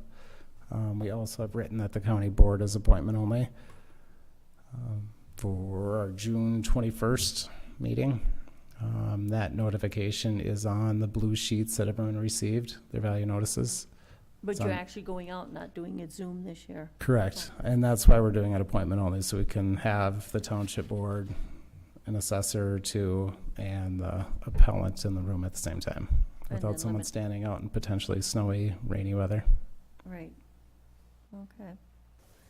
Have you been hearing any feedback coming back yet, or not? Yeah, Have there's been. always feedback. But most of it is either explainable because of something specific to the property, a new house or a new shed, for example. And the rest are these market type changes that I'm trying to present today, Okay. where it's the whole township changed. And Madam Chair, what Yeah. hurts most of our districts is the fact of our lack of commercial taxes. I mean, we're relying, and you look at my district, we rely basically on ag and Lake Shore. And that's where we generate most of the revenue is off them too. And, you know, it seems like every other year, one's gonna get hit harder than the other one. And granted, it's all based on sales. As you can see, this year, there was a lot of plats coming through. So those plats are gonna sell, which it helps increase the tax base, which it does. Correct. Right. Correct. But it goes back to also is the fact of our commercial. You know, we're not a Douglas County where they're bringing in hundreds of thousands of dollars on commercial Nope. taxes. You know, they have the big box stores and stuff like that. Stearns County, same way. Morrison County, you look at them, you know. So the fluctuation, I think, what bothers a lot of people in the calls that I've been getting is like 1 year they're here, and then the next year they're here, and then the next year they're down here.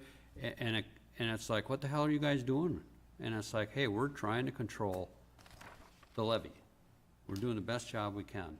So it's hard to explain to them, and it's hard to explain to them that the state, and I've had conversations with Representative Poston on this. I said, you guys need to change the format down at the state capitol, but they don't want to touch that cow pie. So we'll leave it at that. Do you see the sales, house and sales coming up this year? I mean, we're only in April, but If I had to predict for 22, I would say residential properties will increase again. will increase. Absolutely. And from what I'm hearing, even the ag land, or farm sales, We typically see most of our ag sales in October through December. Most don't sell this time of year simply because they're either putting a crop on or there's already a crop on. So last year's sales were very close to what the 21 assessments were, so I don't want to guess too much at that point yet. But residentially, I would say there's a strong possibility that they will be going up again. Okay. Yeah, because I know when you look, it seems like everything is selling fast. Very you know, fast. Houses, land, whatever, or a lot of people are looking for acreage also, so, okay. Any other questions? Well, thank you, Chris. Thank you for Welcome. coming up and sharing with us and giving us a little bit of insight before you go out to the townships. All right, thank you.